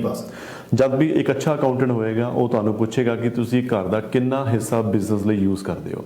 ਜੇ ਤੁਸੀਂ ਕਹਿੰਦੇ ਹੋ ਜੀ ਕਿ ਮੈਂ ਇੱਕ ਬਿਜ਼ਨਸ ਦੇ ਲਈ 1 ਕੁਆਟਰ ਘਰ ਦਾ ਹਿੱਸਾ ਯੂਜ਼ ਕਰਦਾ ਤਾਂ 25% ਤੁਸੀਂ ਜਿਹੜਾ ਘਰ ਦਾ ਖਰਚਾ ਆ ਉਸ ਨੂੰ ਸਾਰਾ ਰਾਈਟ ਆਫ ਕਰ ਸਕਦੇ ਹੋ। ਹੁਣ ਕਈ ਵਾਰੀ ਜਿਹੜੇ ਬਿਜ਼ਨਸ ਘਰੋਂ ਕੀਤਾ ਜਾਂਦਾ, ਇੱਕ ਬੜੀ ਵੱਡੀ ਆਪਾਂ ਗਲਤੀ ਕਰ ਦਿੰਦੇ ਹਾਂ, ਆਪਾਂ ਪੂਰੀ ਮੋਰਗੇਜ ਦੀ ਪੇਮੈਂਟ ਕੱਢ ਦਿੰਦੇ ਹਾਂ ਵਿੱਚੋਂ। ਮੋਰਗੇਜ ਦੀ ਪੇਮੈਂਟ ਨਹੀਂ ਪੂਰੀ ਕੱਢਣੀ। ਮੋਰਗੇਜ ਦੇ ਵਿੱਚ 2 ਹਿੱਸੇ ਹੁੰਦੇ ਆ। ਫਸਟ ਹਿੱਸਾ ਹੁੰਦਾ ਤੁਹਾਡਾ ਪ੍ਰਿੰਸੀਪਲ, ਦੂਜਾ ਉਸ ਹਿੱਸਾ ਹੁੰਦਾ ਇੰਟਰਸਟ ਦਾ। ਤੁਸੀਂ ਸਿਰਫ ਇੰਟਰਸਟ ਦਾ 25% ਲੈਣਾ ਕਿਉਂਕਿ ਜਿਹੜਾ ਮੋਰਗੇਜ ਗਈ ਹੈ ਉਹ ਤੁਹਾਡੇ ਐਸੈਟ ਦੇ ਵਿੱਚ ਗਈ ਹੈ, ਉਹ ਤੁਹਾਡਾ ਆਪਣਾ ਪੈਸਾ ਜਿਹੜਾ ਤੁਸੀਂ ਵਾਪਸ ਕਲੇਮ ਕਰਨਾ ਜਦ ਘਰ ਸੈਲ ਕਰਨਾ। ਲੇਕਿਨ ਜਿਹੜਾ ਅਸਲੀ ਖਰਚਾ ਆ ਉਹ ਤੁਹਾਡਾ ਇੰਟਰਸਟ ਹੈ। ਸੋ ਪਹਿਲਾਂ ਪਤਾ ਕਰਨਾ ਕਿ ਮੋਰਗੇਜ ਦੇ ਵਿੱਚ ਇੰਟਰਸਟ ਕਿੰਨਾ ਹੈ, ਬਹੁਤ ਜ਼ਰੂਰੀ ਹੈ। ਉਸ ਇੰਟਰਸਟ ਦਾ ਉਨਾ ਪੋਰਸ਼ਨ ਕੁਆਲੀਫਾਈ ਕਰਨਾ ਬਿਜ਼ਨਸ ਦੇ ਲਈ ਤੁਸੀਂ ਟੈਕਨੀਕਲੀ 40,000 ਵਿੱਚੋਂ ਕੱਢ ਸਕਦੇ ਹੋ। ਤੇ ਇਦਾਂ ਦੇ ਬੜੇ ਹੀ ਕੰਪਲਿਕੇਟਡ ਹਿੱਸੇ ਹੁੰਦੇ ਆ ਜਿਹਨੂੰ ਤੁਹਾਨੂੰ ਜਸਟੀਫਾਈ ਕਰਨਾ ਪੈਣਾ CRA ਨੂੰ ਜੇ ਇਨ ਕੇਸ ਕੋਈ ਅਕਾਊਂਟ ਆਡਿਟ ਹੋ ਜਾਏ ਤਾਂ ਮੈਂ ਕਹਾਂਗਾ ਕਿ ਪੇਪਰ ਵਰਕ ਪਲੀਜ਼ ਇਦਾਂ ਦੇ ਕੰਮ ਚ ਸਟਰੋਂਗ ਰੱਖੋ। ਜਿੰਨੀ ਕਿ ਮੈਨੂੰ ਸਮਝ ਆਈ ਹੈ, ਨਾਲ ਦੀ ਨਾਲ ਮੈਂ ਥੋੜਾ ਜਿਹਾ ਉਹਨਾਂ ਨੂੰ ਵੀ ਕਲੈਰੀਫਾਈ ਕਰ ਦਵਾਂ ਕਿ ਜਦੋਂ ਪੂਰਾ ਘਰ ਹੈ ਸਾਡੇ ਕੋਲੇ, ਮੰਨ ਲਓ ਕਿ ਇੱਕ ਘਰ ਦੀ ਜਿਹੜੇ ਘਰ ਦੇ ਵਿੱਚ ਉਹ ਆਪਣਾ ਬਿਜ਼ਨਸ ਰਨ ਕਰ ਰਿਹਾ, ਉਹਦੀ $2,000 ਮੰਥਲੀ ਮੌਰਗੇਜ ਦੀ ਕਿਸ਼ਤ ਆ ਰਹੀ ਹੈ, ਜਿਹਦੇ ਵਿੱਚੋਂ $1,000 ਮੋਟੇ ਤੌਰ ਤੇ ਕਹਿ ਦਿਓ ਕਿ ਤੁਹਾਡਾ ਪ੍ਰਿੰਸੀਪਲ ਹੈ ਔਰ $1,000 ਤੁਹਾਡਾ ਇੰਟਰਸਟ ਹੈ। ਔਰ ਇੰਟਰਸਟ ਜਿਹੜਾ $1,000 ਆ ਉਹਦਾ 25% ਤੁਸੀਂ ਕਹਿ ਰਹੇ ਜੇ ਤੁਸੀਂ 25% ਆਪਣੇ ਘਰ ਦਾ ਡਿਕਲੇਅਰ ਕਰਦੇ ਹੋ, ਅਗਰ 30% ਕਰਦੇ ਹੋ, 50% ਕਰਦੇ ਹੋ ਤਾਂ $1,000 ਦਾ 50% ਤੁਸੀਂ ਇਸ ਖਰਚੇ ਦੇ ਵਿੱਚ ਪਾ ਸਕਦੇ ਹੋ। ਸੋ ਤੁਹਾਡੇ ਲਈ $500 ਜਿਹੜਾ ਆ ਉਹ ਤੁਸੀਂ ਇਹ ਚੋਂ ਕੱਢ ਸਕਦੇ ਹੋ। ਪ੍ਰੋਪਰਟੀ ਟੈਕਸ ਵੀ ਤੁਸੀਂ 50 ਉਸੇ ਪਰਸੈਂਟੇਜ ਦੇ ਨਾਲ ਤੁਸੀਂ hydro insurance property tax everything ਜੋ ਘਰ ਦੇ ਤੁਹਾਡੇ ਖਰਚੇ ਹੈ ਉਸੇ ਪ੍ਰਪੋਰਸ਼ਨੇਟ ਦੇ ਨਾਲ ਤੁਸੀਂ ਉਹਦੇ ਚੋਂ ਕਲੇਮ ਕਰ ਸਕਦੇ ਹੋ। ਮਤਲਬ ਗੱਲ ਇਹ ਇੱਥੇ ਮੁੱਕਦੀ ਆ ਕਿ ਵੀ ਪੂਰੀ ਪ੍ਰਾਪਰਟੀ ਦਾ 25% ਦਾ ਤੁਸੀਂ ਕਲੇਮ ਕਰ ਸਕਦੇ ਹੋ। ਪਰ ਮਾਰਗੇਜ ਦੇ ਵਿੱਚ ਸਿਰਫ ਇੱਕੋ ਹੀ ਚੀਜ਼ ਹੈ ਕਿ ਮਾਰਗੇਜ ਦਾ ਜਿਹੜਾ ਇੰਟਰਸਟ ਹੈ ਉਹਦਾ 25% ਤੁਸੀਂ ਲੈਣਾ। ਬਾਕੀ ਅਦਰਵਾਈਜ਼ ਜੇ ਤੁਸੀਂ ਹਾਈਡਰੋ ਦੀ ਗੱਲ ਕਰੀਏ, ਐਨਬ੍ਰਿਜ ਗੈਸ ਦੀ ਗੱਲ ਕਰੀਏ ਜਾਂ ਮੋਬਾਈਲ ਦੀ ਕਾਲ, ਜਿਹੜੇ ਸਾਡਾ ਫੋਨ ਹੋ ਗਿਆ, ਮਤਲਬ ਜਿੰਨੇ ਵੀ ਉਹ ਐਕਸਪੈਂਸ ਹੈ ਉਹਦਾ 25% ਲੈਣਾ। ਔਰ ਅਕਾਊਂਟੈਂਟ ਅਗਰ ਇਹਨਾਂ ਦਾ ਮੋਰਗੇਜ ਵੀ ਵਿੱਚ ਲੈ ਰਿਹਾ ਤਾਂ ਪਲੀਜ਼ ਉਹਨਾਂ ਡਿਸਕਸ ਕਰ ਲੈਣਾ ਇੱਕ ਵਾਰੀ। ਮੇਰੇ ਹਿਸਾਬ ਨਾਲ ਅਕਾਊਂਟਿੰਗ ਜਿੰਨੀ ਮੈਂ ਸਮਝਦਾ ਪੜ੍ਹੀ ਆ, ਤੁਸੀਂ ਤਾਂ ਇੰਟਰਸਟ ਨੂੰ ਹੀ ਦਾ ਕ੍ਰੈਡਿਟ ਲੈ ਸਕਦੇ ਹੋ। ਜੀ, ਸੋ ਜਿਨ੍ਹਾਂ ਨੇ $40,000 ਦਾ ਲੋਨ ਲਿਆ ਸੀ, ਕਈ ਵਾਰੀ ਆਪਾਂ ਕਹਿੰਦੇ ਆ ਕਿ ਉਹਨਾਂ ਨੇ ਹਲੇ ਤੱਕ ਵਰਤਿਆ ਹੀ ਨਹੀਂ, ਯੂਜ਼ ਹੀ ਨਹੀਂ ਕੀਤਾ, ਕਿ ਉਹ ਜੇ ਨਹੀਂ ਵਰਤਦੇ ਤਾਂ ਉਹ ਮਤਲਬ ਮੈਨੂੰ ਉਹਦੇ ਬਾਰੇ ਵੀ ਦੱਸੋ ਵੀ ਉਹਦਾ ਕੀ ਬਣਨਾ। ਇੱਕ ਕਾਲ ਲੈ ਲਈ ਫਿਰ ਆਪਾਂ ਚਰਚਾ ਕਰਦੇ ਹਾਂ। ਜੀ ਸਤਿ ਸ਼੍ਰੀ ਅਕਾਲ ਜੀ, ਸਵਾਗਤ ਹੈ ਜੀ ਤੁਹਾਡਾ ਪ੍ਰੋਗਰਾਮ ਦੇ ਵਿੱਚ। ਹਾਂਜੀ ਭਾਜੀ ਜੀ, ਕੁਐਸਚਨ ਸੀਗਾ ਜੀ। ਮੇਰਾ ਕਹਿਣ ਦਾ ਮਤਲਬ ਕਿ ਐਮਰਜੈਂਸੀ ਹਾਲਾਤਾਂ ਜੇ ਗਵਰਨਮੈਂਟ ਨੇ ਤੁਹਾਡੇ ਬਿਜ਼ਨਸ ਬੰਦ ਕਰਾ ਦਿੱਤੇ ਸਾਰਾ ਕੁਝ, ਤੇ ਤੁਸੀਂ ਲਾਈਫ ਤੇ ਆਪਣੀ ਚਲਾਉਣੀ ਹੈ ਨਾ ਜੀ, ਤੁਸੀਂ ਉੱਥੇ ਇਹ ਨਹੀਂ ਦੇ ਸਕਦੇ ਕਿ ਮੈਂ 25% ਦੀ ਖਰਚਾ ਕਰਨਾ ਤੇ ਬਾਕੀ ਦੇ ਤੇ ਕਿਸ ਤਰ੍ਹਾਂ ਦੇ ਦੇਖਿਆ ਨਹੀਂ ਤਾਂ ਮੈਂ ਤੁਹਾਡਾ ਸਵਾਲ ਜਾਂ ਤੇ ਗਵਰਨਮੈਂਟ ਓਪਨ ਕਰ ਦੇਵੇ। ਜੀ, ਤੁਹਾਡਾ ਸਵਾਲ ਬੜਾ ਵਾਜਬ ਹੈ ਔਰ ਇਹ ਜੀ ਤੁਹਾਡਾ ਸਵਾਲ ਬਹੁਤ ਵਾਜਬ ਹੈ ਔਰ ਅਸੀਂ ਤੁਹਾਡੀਆਂ ਜਿਹੜੀਆਂ ਇਹ ਭਾਵਨਾਵਾਂ ਨੂੰ ਅਸੀਂ ਅੰਡਰਸਟੈਂਡ ਕਰਦੇ ਹਾਂ। ਪਰ ਅਸੀਂ ਅੱਜ ਜੋ ਪ੍ਰੋਗਰਾਮ ਕਰ ਰਹੇ ਹਾਂ ਉਹਦੇ ਲਈ ਅਸੀਂ ਤੁਹਾਨੂੰ ਕਹਿੰਦੇ ਹਾਂ ਕਿ ਵੀ ਉਹ ਜੋ ਅਸੀਂ ਪ੍ਰੋਗਰਾਮ ਕਰ ਰਹੇ ਹਾਂ, ਅਸੀਂ ਗਵਰਨਮੈਂਟ ਦੀ ਜੋ ਤੁਸੀਂ ਗੱਲ ਕਰੋ ਨਾ, ਇਹ ਸੈਟੀਸਫਾਈਡ ਯਾਰ ਸਾਨੂੰ ਕੋਈ ਕੁਐਸਚਨ ਕਰਦਾ ਉਹ ਸੀਆਈਏ ਵਾਲਾ ਕੋ ਬਤਾ ਹੋਣਾ ਜੋ ਸਾਡੀ ਜਗ੍ਹਾ ਤੇ ਹੋਊਗਾ ਉਹਦਾ ਬਿਜ਼ਨਸ ਤੇ ਬੰਦ ਕਰਾਤਾ, ਉਹਦੀ ਸੇਲ ਬੰਦ ਕਰਤੀ, ਸਾਰਾ ਕੁਝ ਬੰਦ ਕਰਤਾ। ਵੀਰ ਜੀ ਮੈਂ ਤੁਹਾਡੀ ਗੱਲ ਹੀ ਕਰ ਰਿਹਾ ਜੀ, ਮੈਂ ਤੁਹਾਡੀ ਗੱਲ ਹੀ ਕਰ ਰਿਹਾ। ਤੁਸੀਂ ਸਿਰਫ ਇੱਕ ਮਿੰਟ ਤੁਸੀਂ ਸੁਣੋ ਕਿ ਵੀ ਇਹ ਜੋ ਪ੍ਰੋਗਰਾਮ ਅਸੀਂ ਪੇਸ਼ ਕਰ ਰਹੇ ਹਾਂ, ਇਹ ਅਸੀਂ ਜਿਹੜੀ canada.ca ਦੇ ਉੱਪਰ ਜਿੰਨੀ ਸਾਰੀ ਦੀ ਸਾਰੀ ਇਨਫੋਰਮੇਸ਼ਨ ਉਪਲਬਧ ਹੈ ਉਹਦੇ ਮੁਤਲਕ ਪ੍ਰੋਗਰਾਮ ਕਰ ਰਹੇ ਹਾਂ। ਕਿ ਸਾਡੇ ਕੋਲੇ ਗੈਸਟ ਜੋ ਆਏ ਆ ਉਹ ਮਾਹਿਰ ਹੈ ਇਹਨਾਂ ਮਾਮਲਿਆਂ ਦੇ। ਮੇਰਾ ਕੁਐਸਚਨ ਇਹ ਆ ਕਿ ਉੱਥੇ ਵੀ ਤੇ ਜਿੱਦਾਂ ਜਿਹੜਾ ਸਪੈਸ਼ਲਿਸਟ ਬੰਦਾ ਆ ਜੀ, ਜਿਹੜੇ ਟੈਕਨੀਕਲ ਇਸ਼ੂ ਆ ਉਹਨਾਂ ਨੂੰ ਟੱਚ ਕਰੂਗਾ ਹੀ। ਮਤਲਬ ਤੁਸੀਂ ਕਹਿੰਦੇ ਆ ਕਿ ਅਸੀਂ ਇਹ ਤੁਹਾਡੀ ਗੱਲ ਉੱਥੇ ਪਹੁੰਚਾਈਏ, ਤੁਹਾਡਾ ਸਵਾਲ ਇਹ ਹੈ। ਨਹੀਂ ਗੱਲ ਬਚਾਈਏ, ਮੇਰਾ ਮਤਲਬ ਕਿ ਇਹ ਹੋਣਾ ਤੇ ਖਲਾਏ ਨਾ ਹਾਲਾਤਾਂ ਦੀ ਗਵਰਨਮੈਂਟ ਦੇ ਜਿਹੜੇ ਨੇ ਆਬਜੈਕਸ਼ਨ ਨਹੀਂ ਕਰ ਸਕਦੀ। ਨਹੀਂ ਇਹਦੇ ਬਾਰੇ ਅਸੀਂ ਨਹੀਂ ਕੁਝ ਕਹਿ ਸਕਦੇ ਵੀ ਆਬਜੈਕਸ਼ਨ ਹੋਵੇਗਾ ਕਿ ਨਹੀਂ ਹੋਵੇਗਾ। ਮੇਰਾ ਤਾਂ ਸਵਾਲ ਇਹ ਹੈ ਤੁਹਾਨੂੰ, ਤੁਸੀਂ ਕਹਿਣਾ ਚਾਹੁੰਦੇ ਆ ਕਿ ਵੀ ਇਹਦਾ ਹੱਲ ਕੀ ਹੈ। ਦੇਖੋ ਇਹਦੇ ਲਈ ਅਸੀਂ ਵੀ ਤੁਹਾਨੂੰ ਕਹਿੰਦੇ ਆ ਕਿ ਸਾਡੇ ਕੋਲ ਇਸ ਦਾ ਹੱਲ ਤਾਂ ਨਹੀਂ ਹੈ, ਲੇਕਿਨ ਆਉਣ ਵਾਲੇ ਸਮੇਂ ਦੇ ਵਿੱਚ ਜਿਹੜੇ ਸਵਾਲ ਤੁਹਾਡੇ ਇਹਨਾਂ ਦੇ ਬਹੁਤ ਸਾਰੇ ਸਵਾਲ ਸਾਡੇ ਤੱਕ ਪਹੁੰਚੇ ਹੈ, ਆਉਣ ਵਾਲੇ ਸਮੇਂ ਦੇ ਵਿੱਚ ਅਸੀਂ ਜ਼ਰੂਰ ਅਪਡੇਟ ਕਰਾਂਗੇ ਤੁਹਾਨੂੰ। ਲੇਕਿਨ ਤੁਹਾਡੀ ਫੀਲਿੰਗ ਸਹੀ ਹੈ ਕਿ ਜਦੋਂ ਤੁਹਾਡਾ ਬਿਜ਼ਨਸ ਹੀ ਠੱਪ ਹੈ ਤਾਂ ਤੁਸੀਂ ਕੀ ਕਰਨਾ, 25% ਦੇ ਨਾਲ ਤੁਹਾਡਾ ਬਿਜ਼ਨਸ ਜਾਂ ਤੁਹਾਡਾ ਰੁਜ਼ਗਾਰ ਨਹੀਂ ਚੱਲਣਾ। ਇਹੀ ਤੁਹਾਡਾ ਸਵਾਲ ਸੀ। 25% ਥੋੜਾ ਦੇਖੋ ਕਰੋ, ਮੇਰੀ 25% ਕੀ ਬਣਦੀ ਹੈ, ਕੁਝ ਵੀ ਨਹੀਂ ਬਣਨਾ। ਬਿਲਕੁਲ ਬਿਲਕੁਲ ਬਹੁਤ ਬਹੁਤ ਸ਼ੁਕਰੀਆ ਤੁਹਾਡਾ ਕਾਲ ਕਰਨ ਦੇ ਲਈ ਔਰ ਤੁਹਾਡਾ ਜਿਹੜਾ ਸਵਾਲ ਹੈ ਜਾਂ ਤੁਹਾਡੀ ਜਿਹੜੀ ਇਹ ਸੁਝਾਅ ਸਾਡੇ ਤੱਕ ਪਹੁੰਚ ਗਿਆ। ਸ਼ੁਕਰੀਆ ਤੁਹਾਡਾ ਕਾਲ ਕਰਨ ਲਈ। ਜੀ ਉਹਨਾਂ ਦਾ ਨਹੀਂ ਬਿਲਕੁਲ ਮੈਂ ਪਹਿਲਾਂ ਕਲੈਰੀਫਾਈ ਕਰਦਾ ਕਿ 25% ਮੈਂ ਜੋ ਐਗਜ਼ਾਮਪਲ ਲਿਆ, ਅਗਰ ਤੁਸੀਂ ਪਿਛਲੇ ਪੁਰਾਣੇ ਟੈਕਸਿਸ ਦੇ ਵਿੱਚ 75% ਆਫ ਦਾ ਹਾਊਸ ਜਿਹੜਾ ਤੁਹਾਡਾ ਘਰ ਹੈ ਉਹਨੂੰ ਤੁਸੀਂ ਐਜ਼ ਅ ਬਿਜ਼ਨਸ ਯੂਜ਼ ਲਈ ਖਰਚੇ ਦਿਖਾਉਂਦੇ ਆ ਰਹੇ ਹੋ ਤਾਂ ਤੁਸੀਂ 75% ਤੱਕ ਲਿਜਾ ਸਕਦੇ ਹੋ। ਹੁਣ ਇਹ ਡਿਪੈਂਡ ਕਰਦਾ ਵੀ ਉਹਨਾਂ ਨੇ ਜਦੋਂ ਬਿਜ਼ਨਸ ਓਪਨ ਕੀਤਾ ਤਾਂ ਕਿੰਨੇ ਪਰਸੈਂਟ ਆਪਣਾ ਘਰ ਦਾ ਜਿਹੜਾ ਬਿਜ਼ਨਸ ਦਾ ਵਿੱਚ ਦਿਖਾਇਆ। ਹੋ ਸਕਦਾ 50% ਹੋਵੇ, ਹੋ ਸਕਦਾ 75% ਹੋਵੇ, ਹੋ ਸਕਦਾ ਉਹ 100% ਵੀ ਦਿਖਾਇਆ ਜਾ ਸਕਦਾ। ਉਸੇ ਰੇਸ਼ੋ ਨੂੰ ਫੋਲੋ ਕਰਨਾ ਹੈ ਔਰ ਅਕਾਊਂਟੈਂਟ ਹੀ ਇਹਨਾਂ ਨੂੰ ਬਹੁਤ ਕਲੈਰੀਫਾਈ ਕਰ ਪਾਏਗਾ। ਹਾਂ ਬਾਕੀ ਦੇਖੋ ਬਿਜ਼ਨਸ ਹਰਟ ਹੋਏ ਆ, ਇਹਨਾਂ ਦੀ ਫੀਲਿੰਗ ਮੈਂ ਸਮਝਦਾ। ਉਹ ਇਹ ਚਾਹੁੰਦੇ ਆ ਕਿ ਇਹਨਾਂ ਦੇ ਜਿੱਦਾਂ ਮਤਲਬ ਕਿ ਇਹ ਫੀਲ ਕਰ ਰਹੇ ਆ ਕਿਸੇ ਨਾਲ ਜਿਹੜਾ ਕੈਨੇਡਾ ਦੇ ਉੱਪਰ ਰਿਸਪੌਂਸ ਲੈ ਰਿਹਾ, ਜਿਹੜਾ ਬੰਦਾ ਉੱਥੇ ਡਿਸੀਜਨ ਲੈ ਰਿਹਾ, ਇਹ ਚਾਹੁੰਦੇ ਇਹਨਾਂ ਦੀ ਗੱਲ ਉੱਥੇ ਪਹੁੰਚੇ। ਔਰ ਮੈਂ ਇਹਨਾਂ ਦੱਸਦਾ ਕਿ ਉੱਥੇ ਇਸ ਤੋਂ ਵੱਧ ਰਿਕਮੈਂਡੇਸ਼ਨ ਪਹੁੰਚ ਰਹੀਆਂ just to make things better. Canada wage subsidy ਦੀ ਗੱਲ ਕਰਦੇ ਆ, ਉਹਨਾਂ ਨੇ ਕਿਹਾ ਕਿ ਠੀਕ ਹੈ ਕਈ ਇੰਨੇ ਬਿਜ਼ਨਸ ਹੈ ਜਿਹੜੇ 30% ਤਾਂ ਨਹੀਂ ਲੇਕਿਨ 10% 15% ਇਫੈਕਟ ਹੋਏ ਆ, ਤੁਸੀਂ ਉਹਨਾਂ ਨੂੰ ਕੁਝ ਵੀ ਨਹੀਂ ਦੇ ਰਹੇ। ਜਿਹੜੇ 30% ਹੋਏ ਆ ਉਹਨਾਂ ਨੂੰ 70% ਦੇ 75% ਦੇ ਰਹੇ, ਦੈਟਸ ਟੂ ਮਚ ਮਨੀ। ਪਰ ਲੇਕਿਨ ਫਿਰ ਉਹਨਾਂ ਨੇ ਤੁਹਾਨੂੰ ਦੱਸ ਰਿਹਾ ਸੀ ਮੈਂ ਕਿ ਆਉਣ ਵਾਲੇ ਟਾਈਮ ਦੇ ਵਿੱਚ ਉਹ ਇਦਾਂ ਕਰ ਰਹੇ ਆ ਕਿ ਅਗਰ ਬਿਜ਼ਨਸ 10% ਇਫੈਕਟ ਹੋਇਆ ਤਾਂ 55% ਬੇਸ ਸਬਸਿਡੀ ਦਿੱਤੀ ਜਾ ਰਹੀ ਹੈ। ਸੋ ਆਉਣ ਵਾਲੇ ਟਾਈਮ ਦੇ ਵਿੱਚ ਹੋ ਸਕਦਾ ਹੈ ਕਿ ਇਹ ਬਿਜ਼ਨਸ ਜਿਹੜੇ ਚੇਂਜਸ ਆ ਰਹੀਆਂ, ਇਹ ਲੋਕੀ ਜਿਹੜੇ ਚੇਂਜਸ ਦੱਸ ਰਹੇ ਉੱਥੇ ਕਿ ਨਹੀਂ ਜੀ ਲੋਕੀ ਹਾਲੇ ਵੀ ਪਰੇਸ਼ਾਨ ਹੈ, ਇਹਨੂੰ ਸੌਫਟ ਕਰੋ। ਇੱਕ ਕਾਲ ਲੈ ਲਈਏ ਹੋਰ ਆਪਾਂ ਫਿਰ। ਜੀ ਸਤਿ ਸ਼੍ਰੀ ਅਕਾਲ ਜੀ, ਸਵਾਗਤ ਹੈ ਜੀ ਤੁਹਾਡਾ ਪ੍ਰੋਗਰਾਮ ਦੇ ਵਿੱਚ। ਜੀ ਸਤਿ ਸ਼੍ਰੀ ਅਕਾਲ ਜੀ। ਹਾਂਜੀ ਮੇਰਾ ਸਵਾਲ ਜੀ ਸਭ ਦੇ ਸੰਬੰਧ ਦਾ ਜੀ ਹਾਂਜੀ ਮੈਨੂੰ ਮੈਂ ਕੰਮ ਨਹੀਂ ਕਰਦੀ, ਮੈਂ ਕੰਮ ਲੱਭਦੀ ਸੀ ਪਰ ਮੇਰੇ ਬੱਚੇ ਘਰੇ ਆ ਮੇਰੇ ਕੋਲੇ ਆ ਹੂੰ ਤੇ ਉਹਨਾਂ ਦੀ ਕੋਈ ਦੇਖਭਾਲ ਕਰਨ ਵਾਲਾ ਹੈ ਨਹੀਂ ਕਰਕੇ ਮੈਂ ਅਪਲਾਈ ਕਰ ਸਕਦੀ ਹਾਂ ਕਿ ਨਹੀਂ? ਬਿਲਕੁਲ ਠੀਕ ਹੈ। ਤੁਸੀਂ ਕਦੋਂ ਤੋਂ ਤੁਸੀਂ ਅਨਐਮਪਲੋਇਮੈਂਟ ਤੇ ਹੋ, ਮਤਲਬ ਜਦ ਕਦੋਂ ਤੋਂ ਤੁਸੀਂ ਆਪਣਾ ਕੰਮ ਛੱਡਿਆ ਹੋਇਆ? ਮੈਨੂੰ ਆਲਮੋਸਟ 10 ਸਾਲ ਹੋ ਗਏ ਜੀ ਬਹੁਤ ਬਹੁਤ ਸ਼ੁਕਰੀਆ, ਤੁਸੀਂ ਆਫ ਦੀ ਏਅਰ ਸੁਣ ਲਓ। ਕਾਲ ਕਰਨ ਦੇ ਲਈ ਧੰਨਵਾਦ ਤੁਹਾਡਾ ਜੀ। ਉਹਨਾਂ ਦਾ ਸਵਾਲ, ਕਿਉਂਕਿ ਆਪਣੇ ਕੋਲ ਟਾਈਮ ਵੀ ਬੜਾ ਸੀਮਤ ਹੈ, ਆਪਾਂ 1 ਮਿੰਟ ਦੇ ਵਿੱਚ ਹੀ ਆਪਾਂ ਜਿਹੜਾ ਕ੍ਰਾਈਟੇਰੀਆ ਇੱਕ ਹੈ ਜੀ ਕਿ $5000 ਤੁਸੀਂ ਅਗਰ ਪਿਛਲੇ 12 ਮਹੀਨੇ ਦੇ ਵਿੱਚ ਨਹੀਂ ਬਣਾਇਆ ਤਾਂ ਤੁਸੀਂ ਸਰਬ ਅਪਲਾਈ ਨਹੀਂ ਕਰ ਠੀਕ ਹੈ। ਸਕਦੇ। ਸੋ ਜੇ 3 ਸਾਲ ਤੋਂ ਅਨਐਮਪਲੋਇਮੈਂਟ ਹੈ ਜਾਂ ਨਹੀਂ ਕੰਮ ਕਰ ਰਹੇ, ਵੋਲੰਟਰੀ ਹੈ, ਤਾਂ ਮੈਨੂੰ ਨਹੀਂ ਲੱਗਦਾ ਕਿ ਇਹਨਾਂ ਦੀ ਇਨਕਮ ਜਿਹੜੀ ਹੈ ਉਹ $5000 ਹੋਏਗੀ। ਸੋ ਇਹ ਅਪਲਾਈ ਮੇਰੇ ਹਿਸਾਬ ਨਾਲ ਨਹੀਂ ਕਰ ਸਕਦੇ।